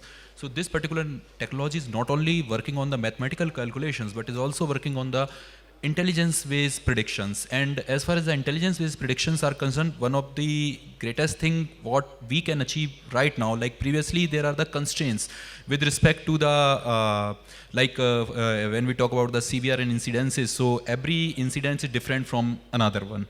So for example, if we talk about the availability of the data, because what happens in case of the simulation models which are without AI, so we require some data which is pre-existing there, and on the basis of that only prediction can be done. So this is also a constraint on it. And due to the nature of the classified nature of the incidences, because most of the countries and most of the agencies are not much interested to disclose the exact data. So that particular data is required for the prediction. So this is the one of the constraint which we are facing before this revolution. I will have a counter question here itself. Sir, please. Now, what are the difficulties? What you are told is perfectly valid. For example, as I mentioned, not more than 20 or 30 toxic industrial chemicals are there, and similarly, the chemical warfare agents which qualify as a chemical warfare agent are not many, and their physicochemical properties are known. The volatility, the vapor pressure, the boiling point, and all these things are known. Exactly. So having given this kind of characteristics of a particular agent, and we give the meteorological data of a particular scenario. I know what you are saying, that meteorological data changes very fast from one location to another location, but we can definitely, for example, for industry, we can definitely have a predictive model. If some industry is stocking tons and tons of the toxic industrial chemical or industry chemicals which are useful, even like take an example of phosgene, which is also industrially important compound, but at the same time was used during First World War. So, but the industries have to keep a stock because India has to progress. We cannot close all chemical industries for the sake of, because they are maybe hazardous in nature. So we have to have predictive models. So after having all that things, do you think it will not be possible for you, rather than going for mathematical model, we can go for the AI-based prediction model? Exactly, sir. Recently, in collaboration with the Dassault Aviation, we had developed one model which is a speed model, and this particular model is capable to predict the TICs and TIMs and their spreadabilities, like how much it can spread or cover the area if some scenario has been occurred, and it includes the Monte Carlo based simulations too with respect to the local variations, which includes the topography of the situation and the type of the chemical nature. So these kind of software we had developed and we're in the pipeline of the development. Recently we transferred a technology with the Dassault with respect to this speed software. It is taken well by the most of the Now, agencies. just to Thank you, conclude, because there is a paucity of time, I want to just conclude and don't want to take much of your time and don't want to stand between you and the lunch which is waiting for you. Now, right now what industry is looking for, the soft skill is being developed in the laboratories and the technology has to go from lab to land. When it goes from lab to land, we have to do the hand holding. Industry partners also need to be trained, and the developer, whosoever is developing, whether it's a laboratory, whether it's a DRDO, whether it's atomic energy, or whether ICMR with respect to biological agents, it means we should identify the industry partners have to be supported by the government agencies in order to translate the technology, because they may not be having the exact knowledge what is to be done. So it is what we as a scientist, we need to do and tell them exactly, and then do the hand holding for a very long time until the soft skill is not get converted into hardware. The soft skill which you develop in the laboratories has to be converted into technologies, devices, product and technologies. And then only if it can sustain for a long time, then only should be introduced to the users. User have their own request, the user have their own demand, because the different scenarios are different. We can have to respect the users also with respect to, by saying it's minus 30 degrees centigrade, why at all the user asking, I don't agree with that. So thank you very much, and thank you all for the patience hearing, and I will compliment all my panelists who has given the precise answer to the questions which I raised to them. Thank you very much. Thank you, sir. Thank you for this wonderful and meaningful session. Now I request Shri Vaibhav Gupta, sir, to kindly facilitate our panelists with a memento. I'll start with Shri Pratmesh Pokle, Principal Architect, Larsen and Toubro.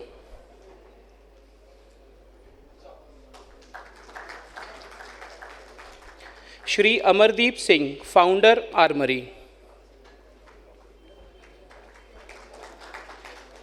Shri Apurv Tripathi, Journal Manager, Marketing BD, High Tech Robotic Systems Limited. Shri Vivek Agarwal, Director, Shakti Engineering Industries. Dr. Navneet Sharma, DST, Young Scientist, Assistant Professor, Amity University. And our moderator, Professor Dr. MP Kaushik, Pro Vice Chancellor and Dean, Amity University, Gwalior, and former Director and Outstanding DRDO. Thank you, sir. Can we have a group photo? Weber, sir.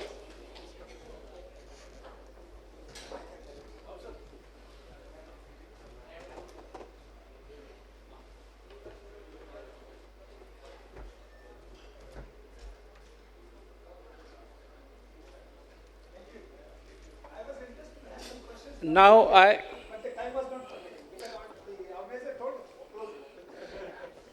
I invite everyone for a lunch. Thank you.